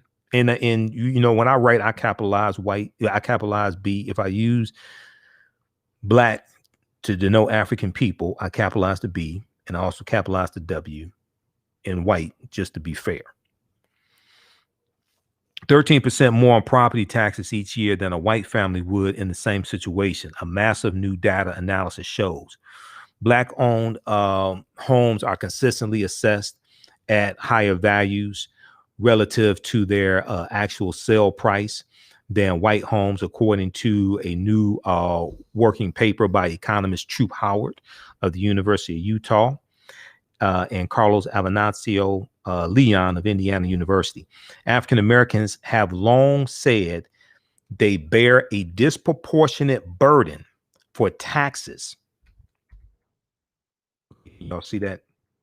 African Americans have long said they bear a disproportionate burden for taxes that support local police, schools, and parks. But nationwide measures of this type of systemic racism are hard to come by. To expose the structural and historical factors behind these discriminatory property tax assessments, The Economist analyzed more than a decade of tax assessment and sales data for 118 million homes throughout the country. Okay, more than a decade of tax assessment and sales data for 118 million homes throughout the country. In almost every state, property tax assessments were higher in areas with more African American and Hispanic residents. Okay, now look at the B lowercase and look at the H in Hispanic uppercase. In city after city, the authors show it is not just differences in the buildings or land, but also the racial composition of the neighborhood that matters. In city after city, the authors show it is not just differences in the buildings or land, but also the racial composition of the neighborhood that matters. The gap between white families and so-called minority households remains large, 10%, when you combine data from Hispanic and Black families.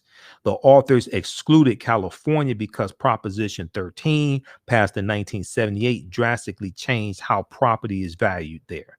Okay, so they go through and show a chart. High property taxes follow minority populations.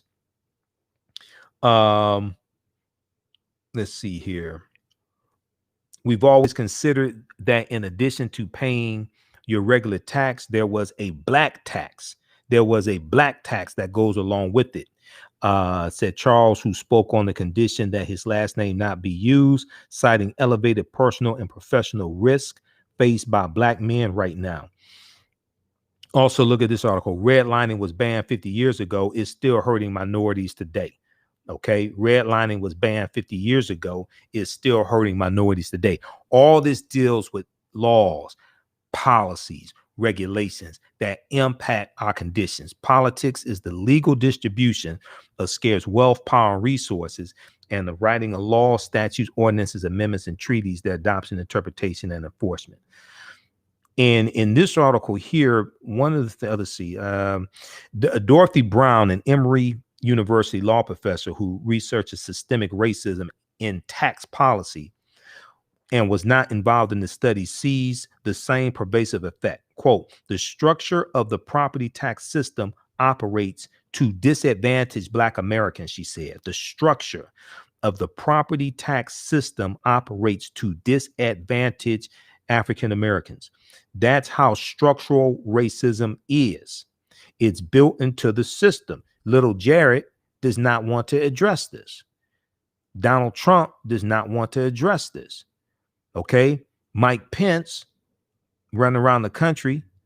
5 of his aides have coronavirus. He's holding super spread events. Donald Trump's holding super spread events. They don't want to address this. The property tax system itself discriminates against Black Americans. Now, inequities in tax assessment are among many factors weighing on African American home ownership rates nationwide.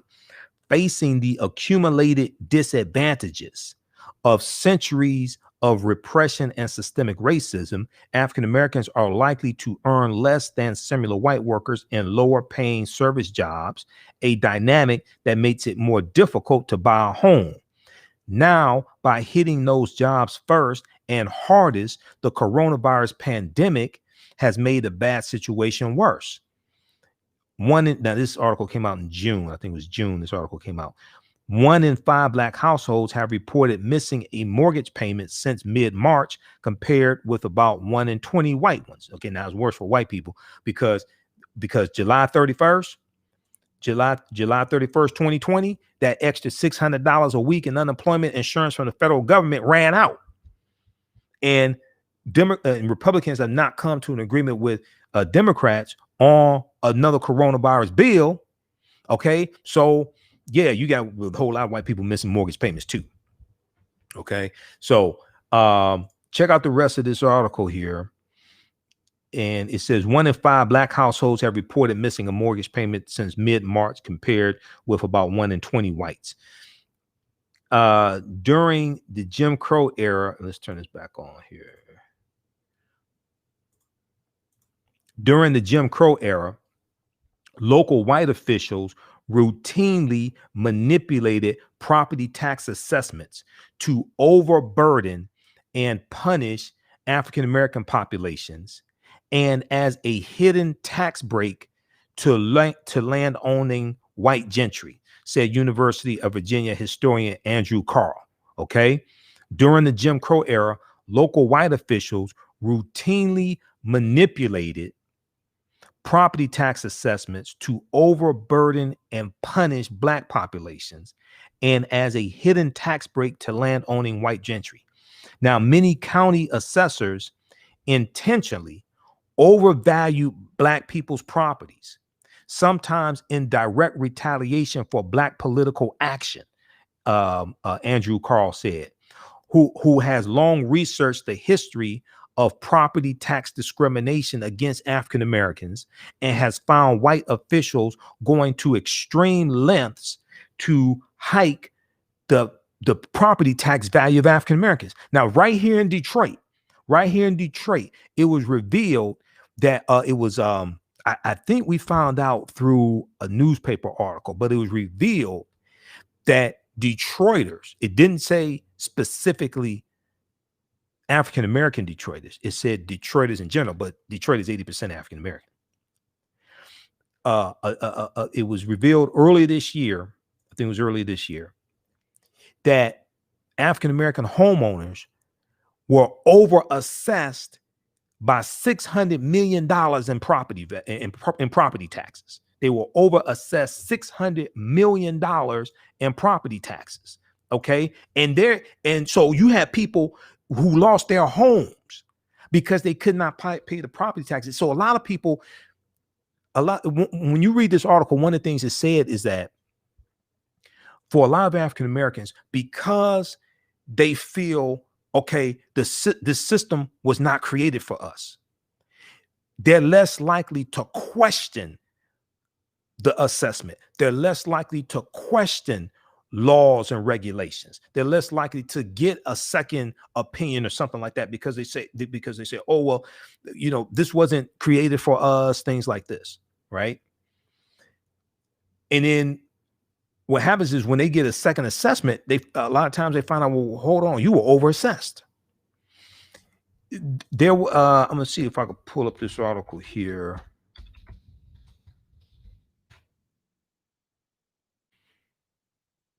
Yeah, Detroit News. Let's look at this quickly. Then we got to get to this last story about Ocoee, Florida. Okay. It's just so much to cover. Yeah, we're going to hurry up and get to this other story. All this stuff is connected. Let's turn back on the screen share. I'll show you this quickly here. Detroit Free Press. Detroit Free Press. Detroit homeowners overtaxed $600 million, January 9th, 2020. Okay. Detroit homeowners overtaxed $600 million. Detroit overtaxed homeowners by at least $600 million after it failed to accurately bring down property values in the years following the Great Recession, according to an investigation by the Detroit News. City Hall completed a state-ordered reappraisal of every residential property in 2017 to correct the problem, but the pain of its past mistakes remains with thousands who today face foreclosure over back taxes. And this is Ann Bolden, 55 years old, talks about the challenges she faced regarding property taxes and assessment after buying her home at an auction in 2011. She bought the home for $4,800 and it was taxed that year as if it was worth $57,000. She bought the home for $4,800 and the home was taxed as if it was worth $57,000. Now, for people, when Detroiters found this out, they raised hell, and they gave our white mayor Mike Duggan, holy hell, and he said the city don't have the money to refund the people how much they were overassessed in property taxes. Of the more than 63,000 Detroit homes with delinquent debt as of last fall, more than 90% were overtaxed.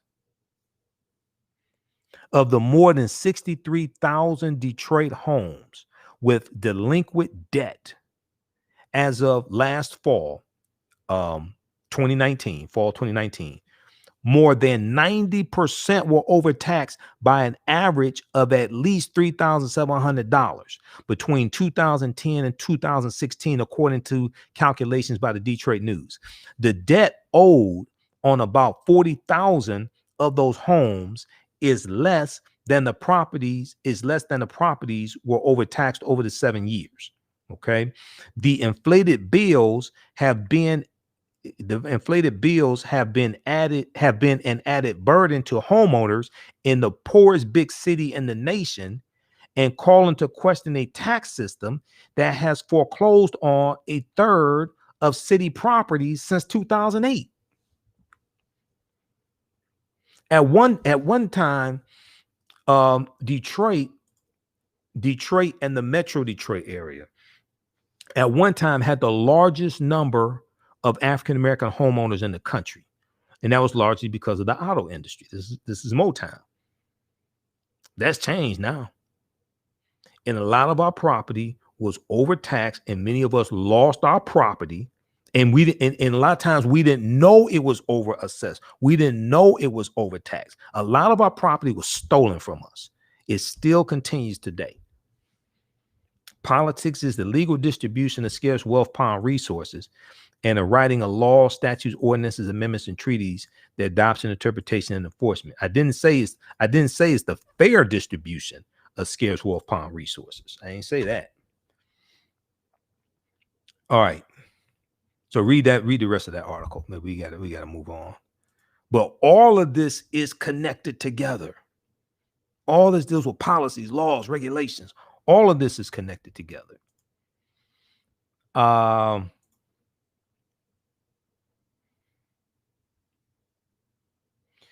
Let's see.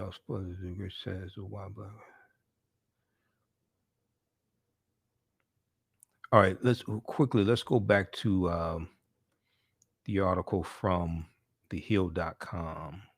Let's finish this one up here.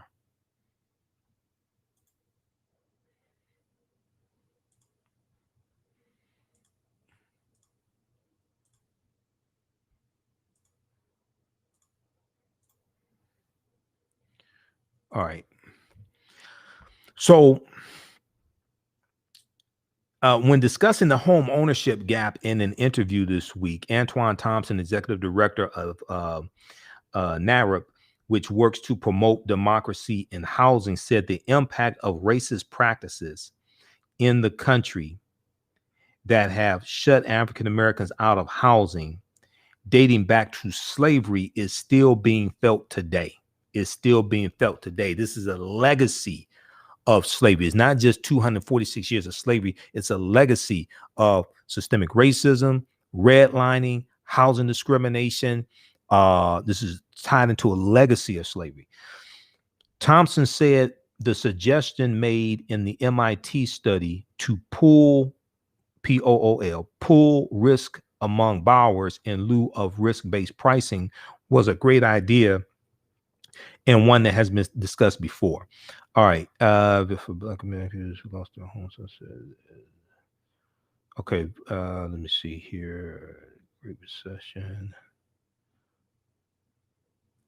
The MIT study pointed to capital standards that it noted have, quote, the effect of placing the burden of staving off a repeat of the 2008 Great Recession on Black homeowners, even though Black homeowners were primarily the victims of the crisis, not its cause, even though African-American homeowners were primarily the victims of the crisis, not its cause. Because many African-Americans who could qualify for a traditional mortgage were still pushed into predatory mortgages and didn't know that they could qualify for a traditional mortgage and didn't have to pay these higher interest rates and then end up being foreclosed on because they couldn't afford it.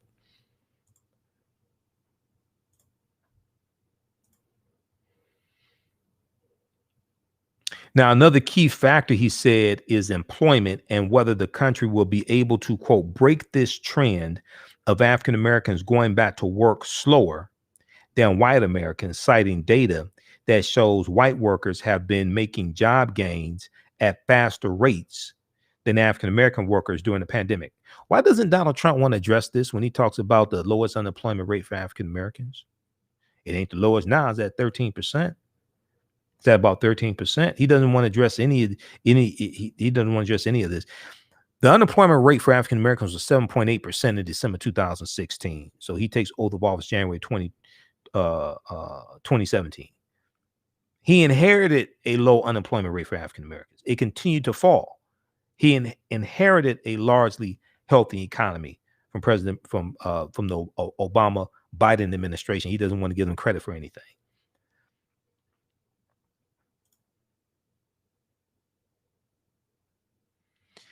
All right, so check out this article here from TheHill.com. New research details effect of Black tax on African-American home ownership. New research details effect of Black tax on African-American home ownership. Okay. All right. We're gonna get into this last topic here. I didn't know we were going so long. It's just so much, and then I get carried away. Yeah, so it's just so. I mean, there's a whole lot more I want to talk about. I just don't have time. We'll save it for tomorrow night or something. All right. If you'd like this type of information, you can donate to the African History Network, $ the AHN Show through Cash App, $ the AHN Show through Cash App, also through PayPal, paypal.me/the AHN Show, and at our website, AfricanHistoryNetwork.com. Now, if you want to advertise with the African History Network, email us at customerservice@AfricanHistoryNetwork.com, customerservice@AfricanHistoryNetwork.com. And you can advertise during our daily show, Monday through Friday. And then we create a video commercial for you also. And we put your video commercial will run when we rebroadcast the shows, and the audio commercial will run on the audio podcast of our shows. We're on 9 different podcast platforms. We're on iHeartRadio, iTunes, Castbox, Stitcher, FM Player, TuneIn. Okay, so email us at customerservice@AfricanHistoryNetwork.com. All right, coming up Saturday, October 31st, 2020, Saturday, October 31st, 10 a.m. to 11:30 a.m. Eastern Standard Time. Yolanda Spivey, who is an insurance expert, an expert broker, Yolanda Spivey, and attorney Nicole Compton are holding a live webinar dealing with estate planning and your wealth. Estate planning and your wealth. It's your time. We show you how to keep it in the family. Okay. Insurance and estate planning made simple. Presented by Yolanda Spivey and Nicole Compton. Visit the website estateplanning.school for more information, and I'll be interviewing them later this week also, so check that out as well. We'll broadcast that here on our Facebook fan page and on our YouTube channel. All right.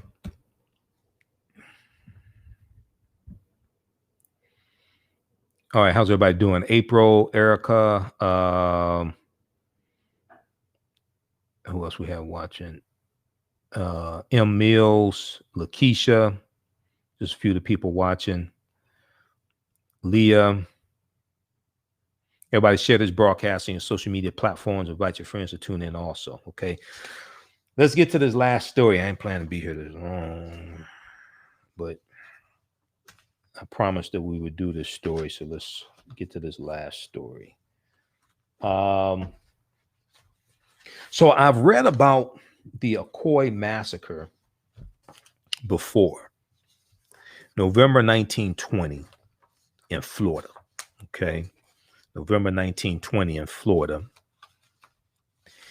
And I saw a story from couple of days ago, and I wanted to talk about this on the Sunday night show, but we didn't have time.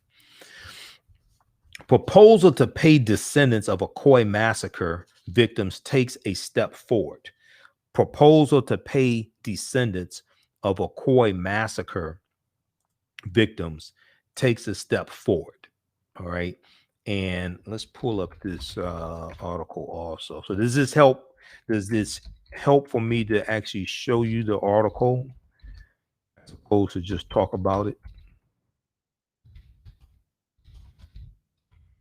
This is from yahoonews.com.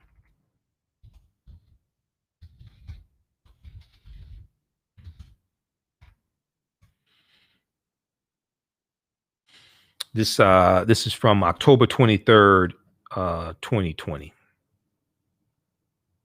October 23rd, 2020, this article came out.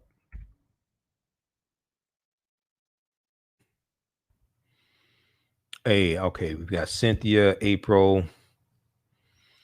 Then also, okay, I forgot to tell you, all my DVD lectures are available at our website, AfricanHistoryNetwork.com, AfricanHistoryNetwork.com. We have my DVD lectures there in digital downloads. And have have a lot of my DVD lectures in bundle packs. And we have the Africans who were here before Columbus, the 8 DVD bundle pack. And it includes a double lecture I did with Dr. David Imhotep, who wrote the book, The First Americans Were Africans, Documented Evidence, double lecture with Professor Kabahaya Wathakamané, my lecture dealing with Christopher Columbus and the African Holocaust, deals with, have one from Dr. John Henry Clark, but it's an 8 DVD bundle pack. So check that out. That's on sale $50 right now at AfricanHistoryNetwork.com. All right, let's continue here. Let's pull up this one. Let's go to this. All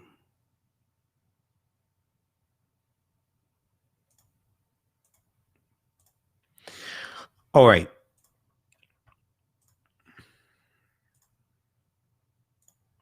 Okay, so proposal to pay descendants of Okoye Massacre victims takes a step forward. This is originally a report about the Orlando Sentinel. Now, a pair of bills seeking compensation, for descendants of the 1920 Election Day race riot in Ocoee. Oh, hold on. That's the wrong thing.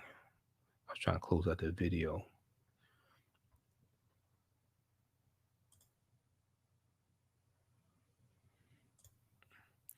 A pair of bills seeking compensation for descendants of the 1920 Election Day race riot in Ocoee received favorable hearings from the State Senate Judiciary Committee. The bill sponsor, State Senator Randolph Bracey, compared his proposals to one of the most controversial bills in Florida history, a $2.1 million payment to survivors and descendants of racial violence in Rosewood. So that was in Rosewood, Florida. I've done a whole presentation dealing with the Rosewood Massacre. That was January 1923, 2 years after the attack in Tulsa. All right. There hasn't been a bill like this since Rosewood, so I'm excited it's moving forward. Senator Randolph Bracey said of the legislation approved in 1994. The violence in Central Florida nearly 100 years ago was arguably worse than what erupted in Rosewood on New Year's Day, January 1923, when a white married woman said she was assaulted by a black man. Okay, so her name was Fannie Taylor, if I remember correctly, Fannie Taylor. What happened was she was cheating on her husband. She was cheating on her husband with a white man. The white man beat her ass. She lied and said that that a fictitious black man broke into the house and beat her. She didn't say he sexually assaulted her, but she said this black man beat her. Okay, no, it wasn't the black man that beat her. And what happened was there was an African-American man who was an escaped convict from a chain gang nearby. So some of the authorities were wondering if it was this black man who did it, who escaped. But a lot of people there in Rosewood, especially a lot of African-Americans, knew she was cheating on her husband, and they knew it wasn't the black man who did it. Okay, they knew she was cheating on her husband. All right. Eventually, that's gonna come out when you watch. So when you watch the movie Rosewood, it came out, I think it was 1997, directed by the late John Singleton. Go back and watch that movie, because I went and did like research on Rosewood, and the real history of Rosewood differs from the movie. I'm gonna have to re-air the video I did on that. The real history of Rosewood differs from the movie. A lot of those characters are real characters. Sylvester Carrier, who Don Cheadle played. Now, the character that Bing Rames played, called Man, that's a fictitious character. He does not exist. He was probably a composite character, meaning that he was probably a combination of actions of some real life people that was just put into one character, but he didn't exist. And Sylvester Carrier, played by Don Cheadle. So at the end of the movie, you see Don Cheadle ride out of town on a horse. Okay. And he tells Ving Rhames' character, I'll meet you in a nearby town, something like that. That didn't happen. His mother was Aunt Sarah, who was played by Esther Rolle. Sylvester Carrier was shot and killed on his porch after his mother, Aunt Sarah, was killed. They the deputies and the mob come to their house to ask questions. They shoot and kill Aunt Sarah. He shoots 2 other deputies, okay, and then they shoot and kill him. So like the real history of what happened is different than the movie, but I understand they had to take some poetic license in the movie to make it more exciting and to have somewhat more of a favorable outcome or result, because otherwise people would not want to go see the movie.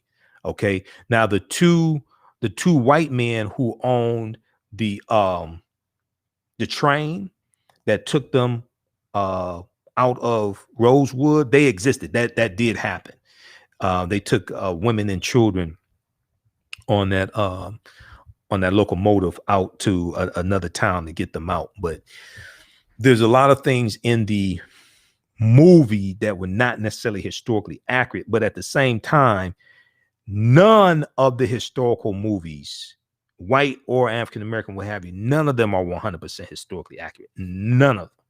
Okay. All of them, many of them have fictitious characters that are composite characters. The way you make a historical movie is totally different than the way you do a documentary.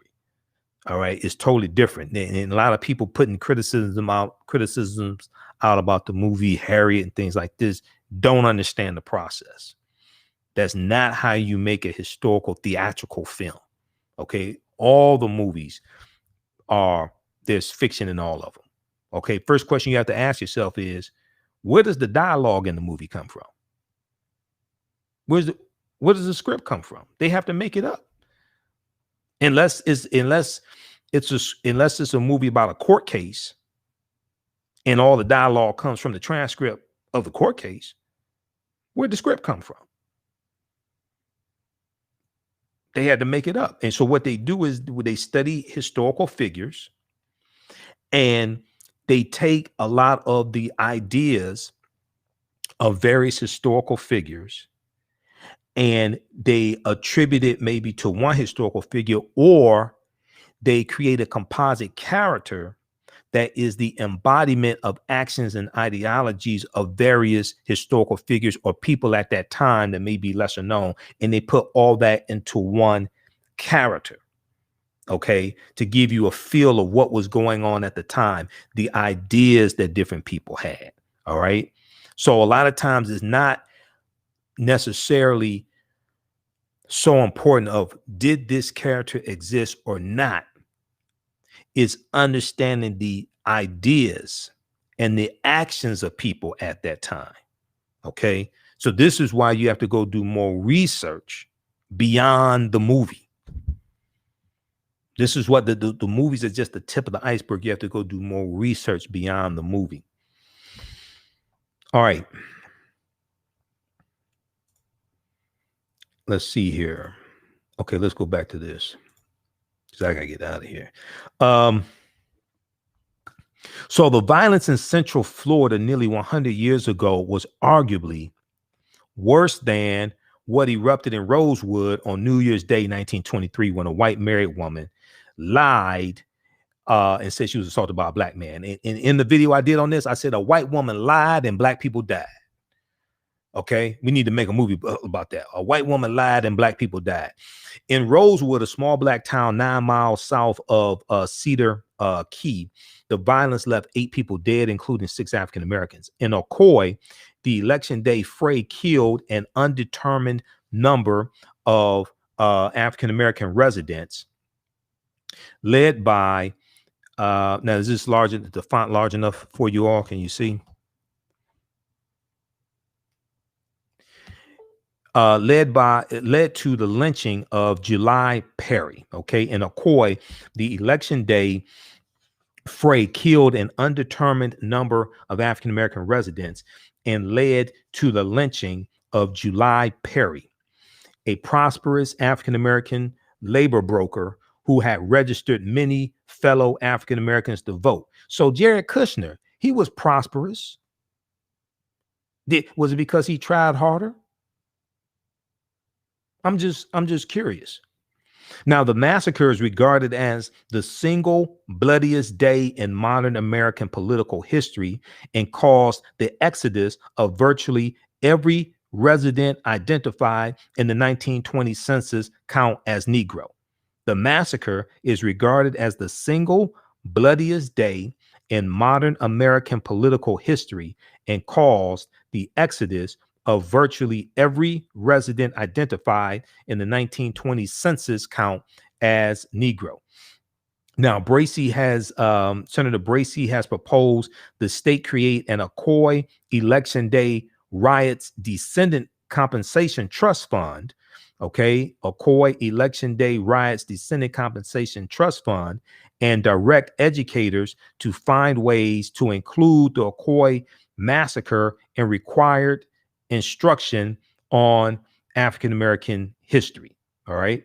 So that's important because you have a lot of people in Tulsa that don't know the history of Black Wall Street. So things like this have to be incorporated into the educational system in those cities, but across the country. These are things we need to know about across the country, because those that don't know their history are destined to repeat it. To keep things like this from happening in the future, you have to deal with this history. All right. Now, although his bill originally called for the state to budget $25 million for the fund, he dropped the provision before the committee hearing. He said a figure would likely be negotiated later. Now, most of the committee, including Chairman David Simmons, Republican from Longwood, Florida, voted to support the bills Tuesday, though State Senator Dennis Baxley, Republican of Ocala, Florida, voted a loud no, but without comment. All right. Now, Seber Newsom III, Seber, S-E-B-E-R, Seber Newsom III, an advocate for the preservation of Confederate monuments, urged the committee to reject the concept of reparations. Okay. He said, quote, "I agree it was a horrible incident and it should be known on markers and in museums and taught in school," he said. "But when you want to pay reparations to the descendants of these victims, you are going too far and you will be opening a legal can of worms."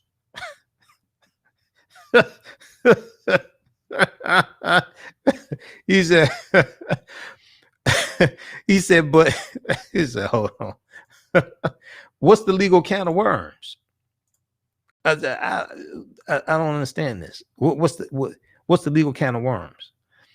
But when you want to pay reparations to the descendants of these victims, you are going too far and you will be opening a legal can of worms.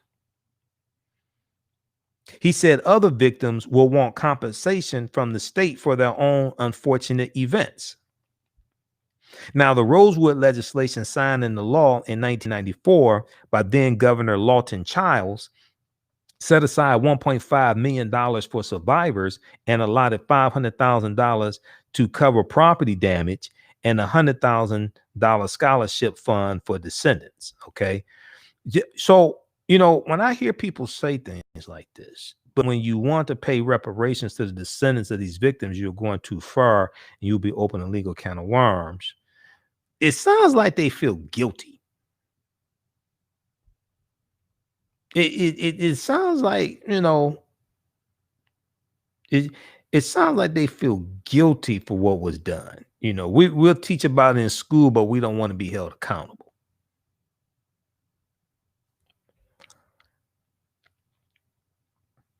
Now, Senator Bracey said he believes the state also owes descendants of victims of the Ocoee tragedy because state authorities were part of a deputized mob that attacked the community and robbed land-owning blacks of their property. Oh, is maybe that why you don't want to pay reparations? You don't really want, you really don't want to deal with like really what happened. Okay.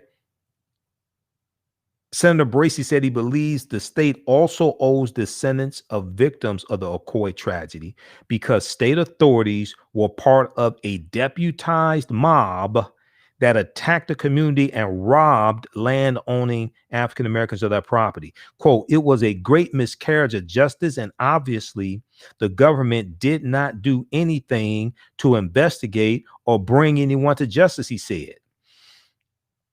Now, if Bracey's bill becomes law, claimants could receive up to $150,000 as direct descendants of each person killed, injured, or otherwise victimized by the violence nearly a century ago. The tragedy will be marked by centennial observances this year in the city of Ocoee, which is planning a permanent memorial, and the Orange County Regional History Center, which is planning a special exhibit. All right.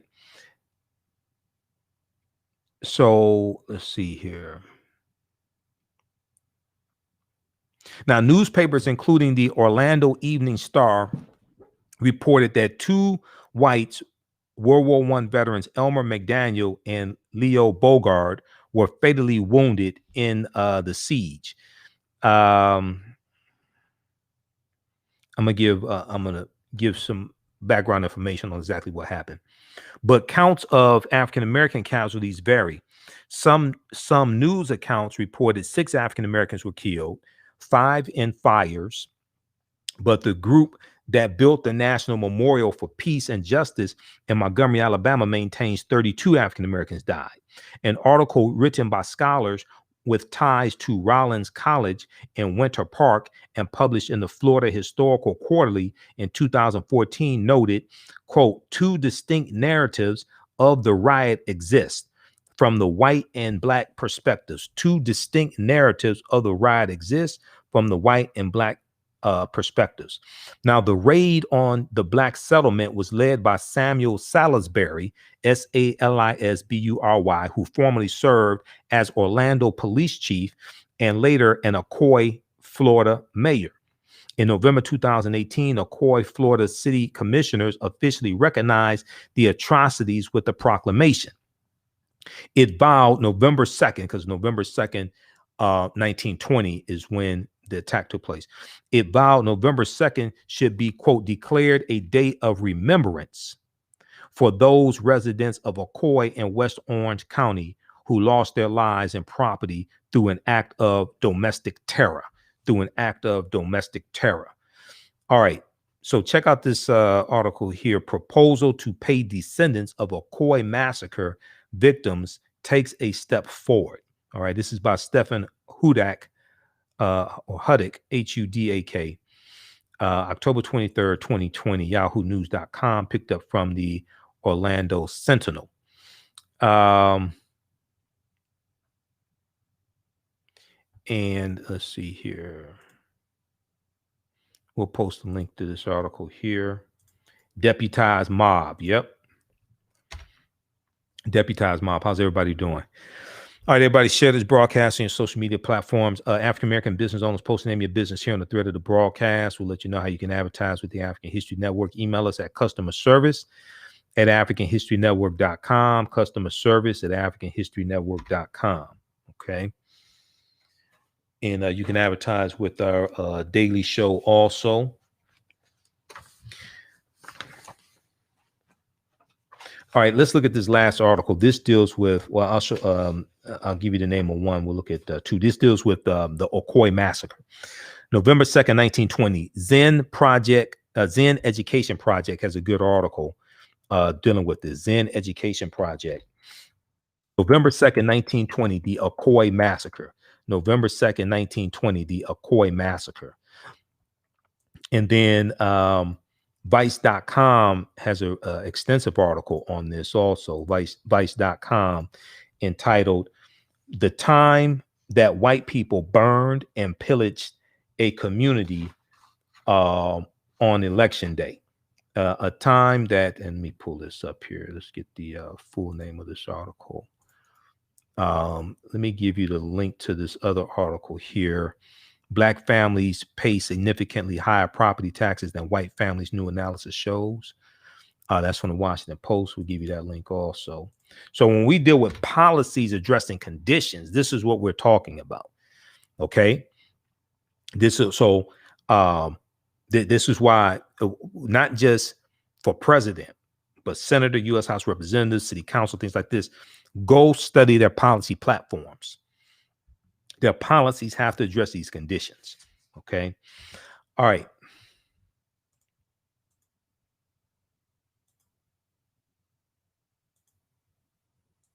All right. Let's look at this one here from,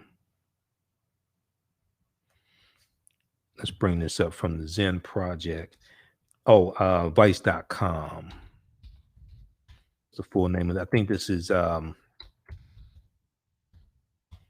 at time white people burned and pillaged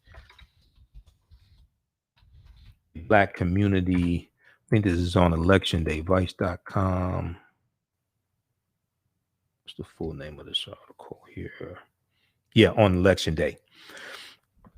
This is from Vice.com, February 27th, 2017.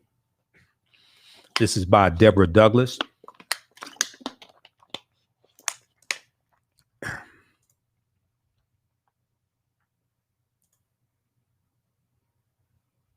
Let me, I'll show you the title of this one. Maybe a little graphic. What the hell?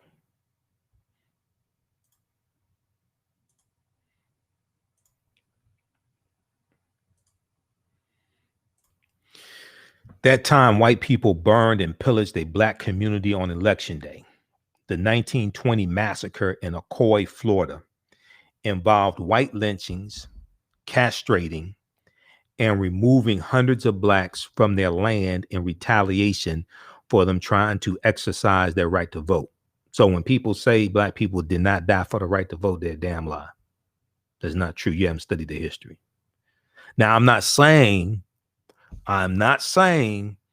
that we vote today because our ancestors died for the right to vote, or some of them died. That's not what I'm saying. Okay, we vote for policies that impact our conditions today and the future. Now we need to understand this history of the past and what some of our ancestors went through. We need to understand this, but I'm not saying the reason why we vote, or you have to vote because people died for the right to vote. I'm not saying that at all. No. Okay. Because I understand. We talked about this before. I do understand people trying to motivate people, saying people died, things like this. You vote because of policies and how they will impact you, your family, your community, your people. You vote for policies that will improve your conditions today, address issues today and in the future. The reason why you don't just vote because many of our ancestors died for the right to vote is because if you are an uneducated voter, you could be voting and putting people in the office who are trying to undo the legacy and fight against what your ancestors fought for, because you are an uneducated voter. So you don't just vote to vote. You have to be educated. It's just like driving a car. You just don't jump in a car and drive and haven't had any lessons, don't have a license, and you just driving around. No, it's a free country. I can do what I want to do. No. All right. So we have to understand that you could be voting for people and putting them in office who are working against the legacy and what your ancestors fought for. because you're uneducated.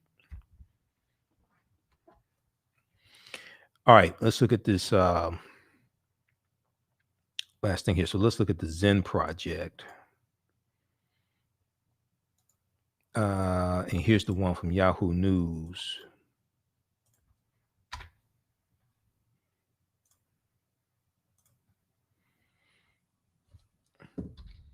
All right, so in response to an attempt, let's look at the article from the Zen Project.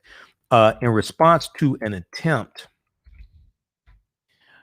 by African Americans to exercise their legal and democratic right to vote, at least 50 African Americans were murdered in a brutal massacre in Ocoee, Florida on November 2nd, 1920.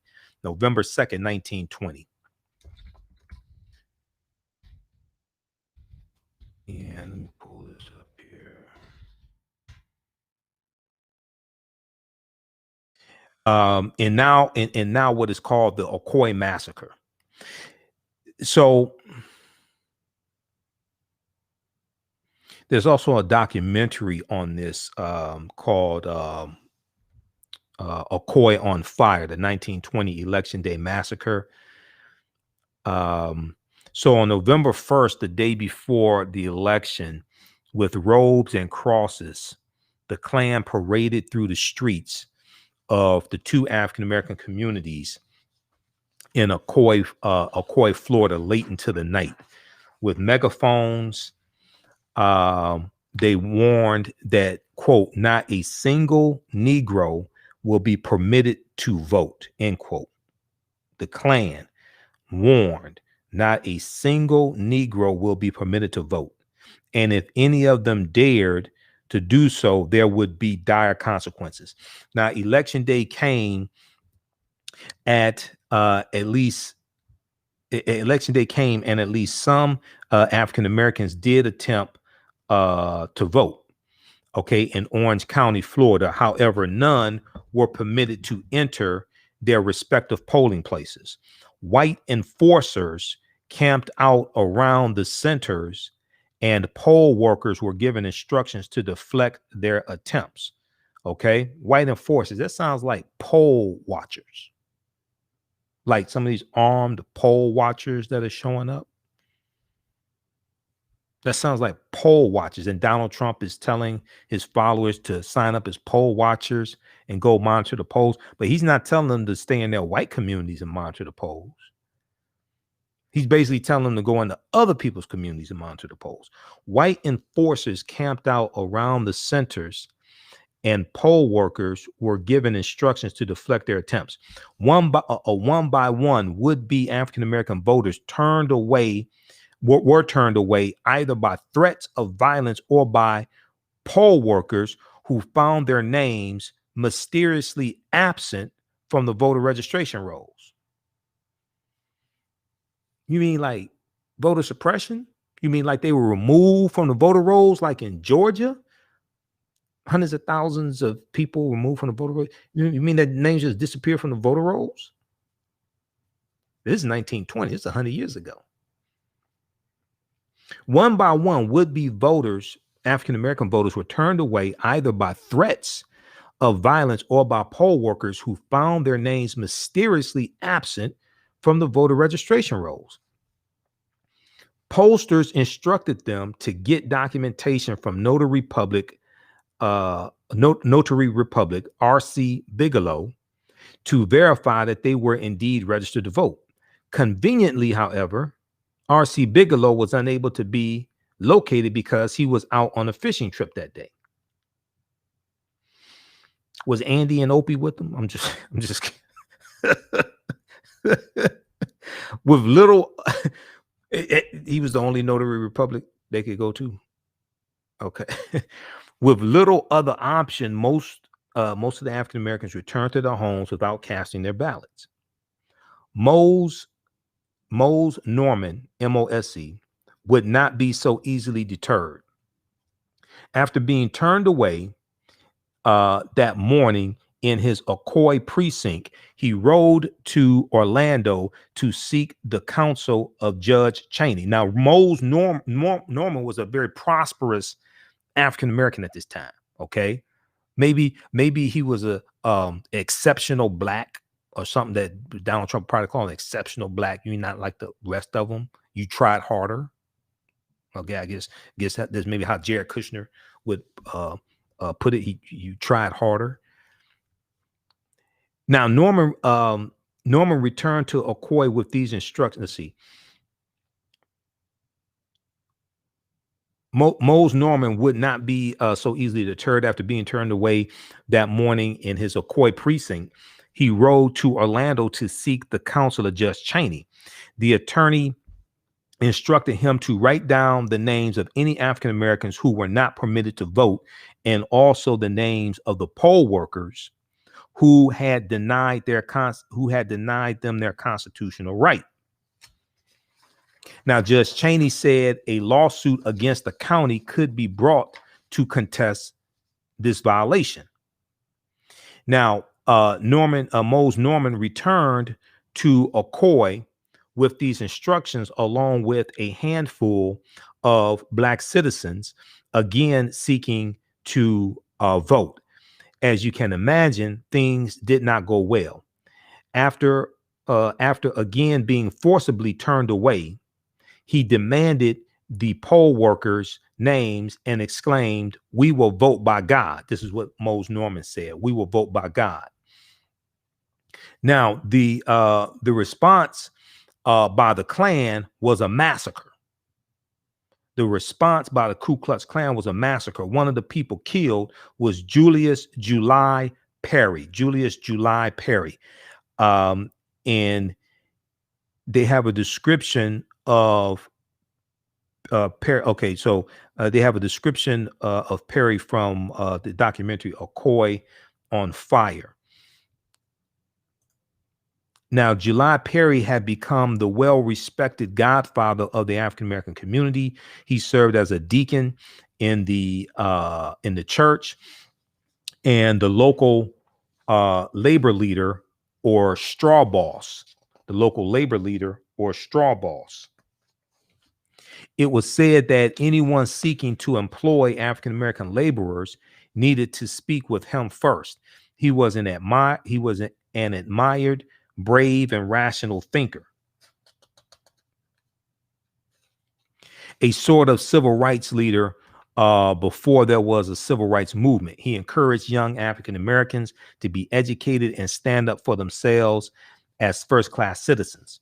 Now, July Perry's wife, her name was Estelle, his 3 sons and daughter, Coretta Perry Caldwell, lived on a large estate that included their home and several barns and outbuildings. They regularly opened their doors to anyone in need. If anyone was in trouble, they knew they could find advice and sanctuary in the Perry home. Okay. And check out the documentary Okoye, Legacy of the Election Day Massacre. Okoye, Legacy of the Election Day Massacre, came out in 2008.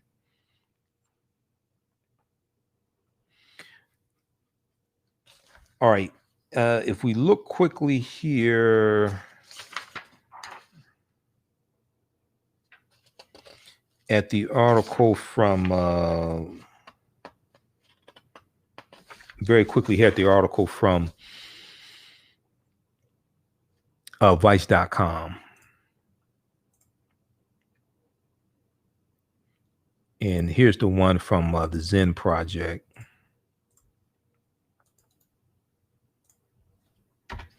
We look very quickly here at the one from Vice.com on page 5.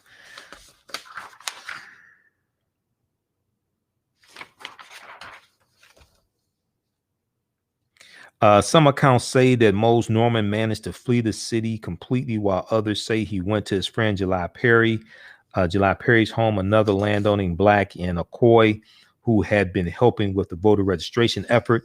It has been said that July Perry had voted early in the election to avoid being challenged at the polls. Thanks to the efforts of Perry and Norman, local whites were now worried about the boldness of local blacks. They wanted to make an example out of them, so Perry's home became a target. Armed with guns, a white mob let's see the track.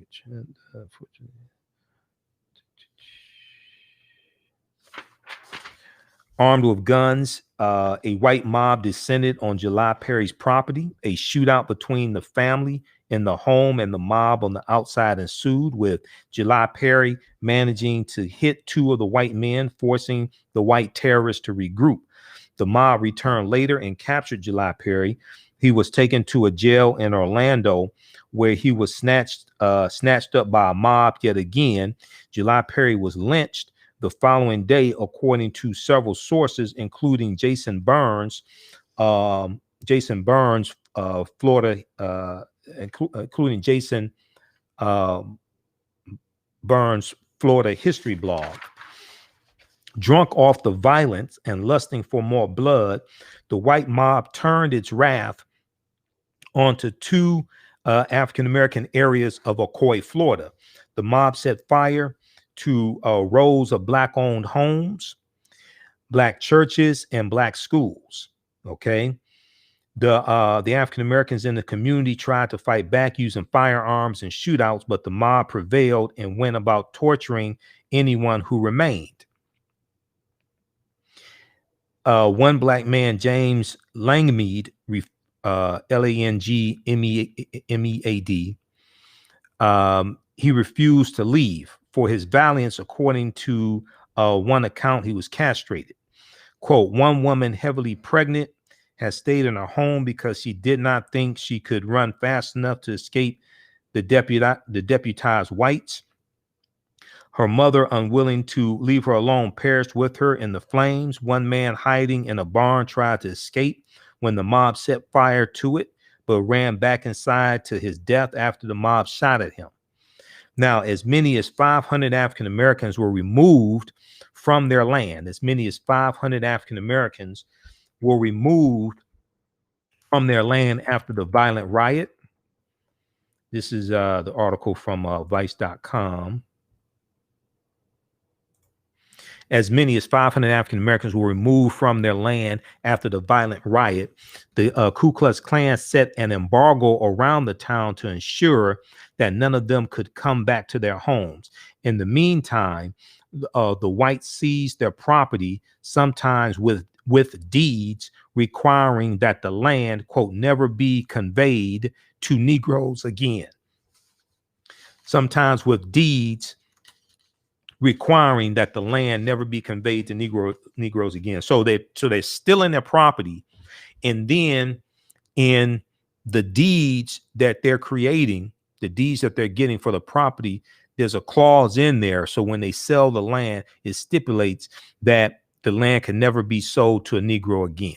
Okay, so I guess maybe Jared Kushner, they just didn't try hard enough.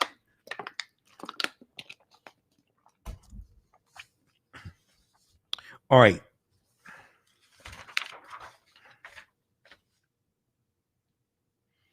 Check out the rest of this article here from Vice.com. And there's an interview in here with a man who was a survivor of the massacre. He was 13 years old at the time that it took place. I'm not sure which year this is from, but let's go to this clip here. This is in the article. This deals with the Ocoee, Florida race riot in 1920.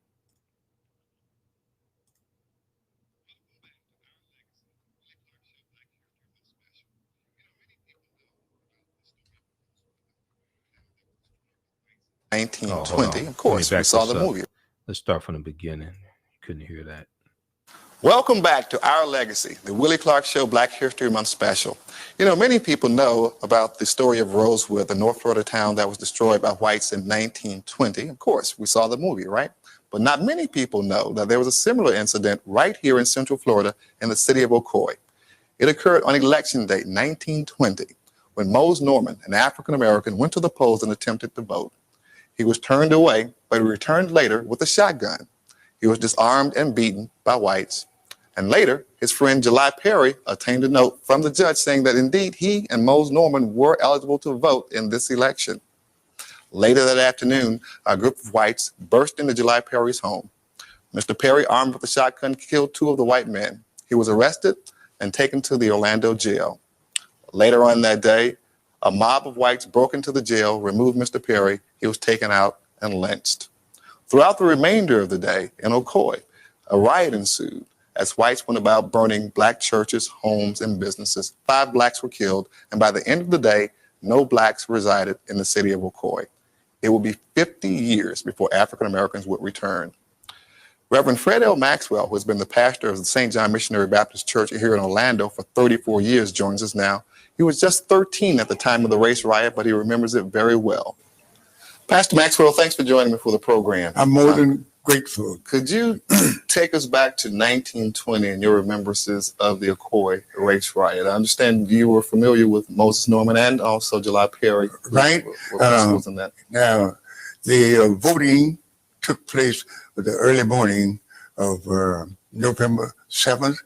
And of course, as a result, a riot, an insurrection occurred. And throughout the day, many people were hurt. But it just so happened that one good friend of my father, Mose Norman, was one of the outstanding citizens and property owners in the Ocoee area. And when he saw that the situation had gotten out of hand and the Klan, for at least the mobsters, began setting fire to the homes of black people, plus the churches, 2 churches, and Masonic Hall. And Mose Norman, he took off in his Columbia 6 automobile and came by the home of our family and called my father and related to my father what was going on. And of course, Mose Norman was able to escape the wrath of the mob.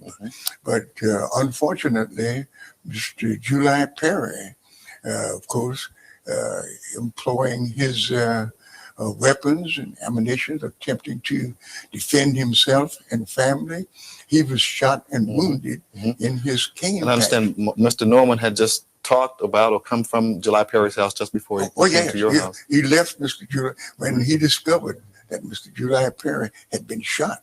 Then Mose, for his safety, he took off and escaped. And he came by our home and called my father. And now of course, you're over in Apopka. Now the rioting did spill over to an Apopka, but what were the senses of the time? I mean, what was the mood amongst people? Were people, I mean, even before the elections took place, were people aware there's going to be trouble? I would imagine in 1920 and the Voting Rights Act just hadn't been passed. Yes. In 1920.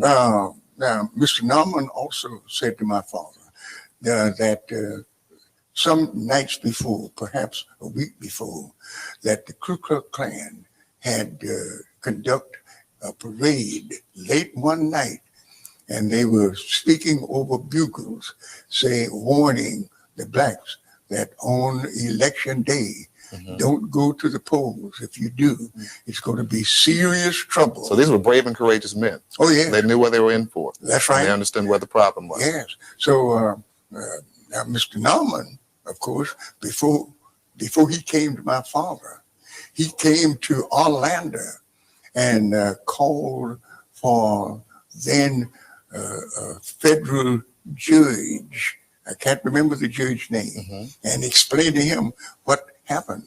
And the judge informed him, says, well, if you can survive this, you can bring a lawsuit because you are entitled to vote. So since they denied you all the opportunity to vote, you can sue the county or the state. But so then Mr. Perry left the judge, came on to my father, and of course informed my father of what happened, and then he disappeared.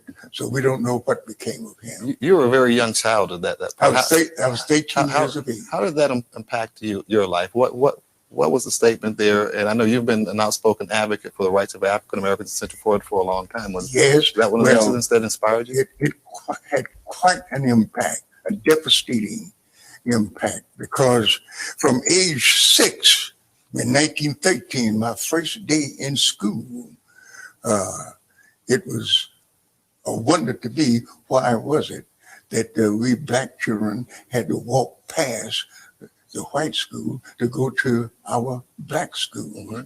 And of course, there's a lot more in there that time won't permit us now to explain. One quick question before I let you go, though. You stated to me that you felt that if the state of Florida paid reparations to the families of survivors of Rosewood, that they should do likewise for Ocoee. Would you agree with that statement? Yeah, indeed so.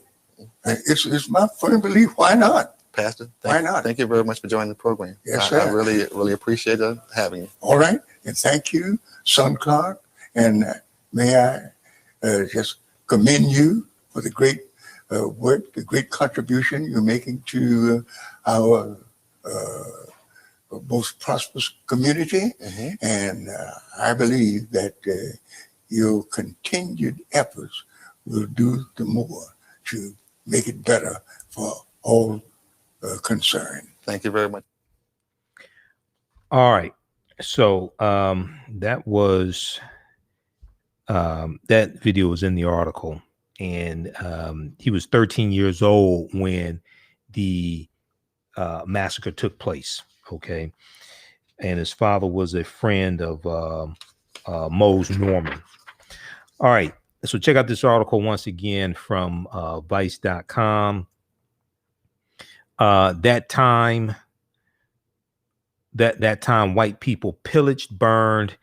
That time white people burned and pillaged a black community on election day. That time white people burned and pillaged a black community on election day. Okay. Look, everybody, here, we're going to get out of here. I didn't mean to go this long. We're here Monday through Friday, 11 p.m. to 12 midnight Eastern Standard Time. Sometimes you go past that. Remember, at the African History Network, we focus on educating, empowering, and inspiring people of African descent throughout the diaspora and around the world, because right now it's corrects wrong behavior. It's not over till we win. Wakanda forever. We'll talk to you tomorrow night. Peace.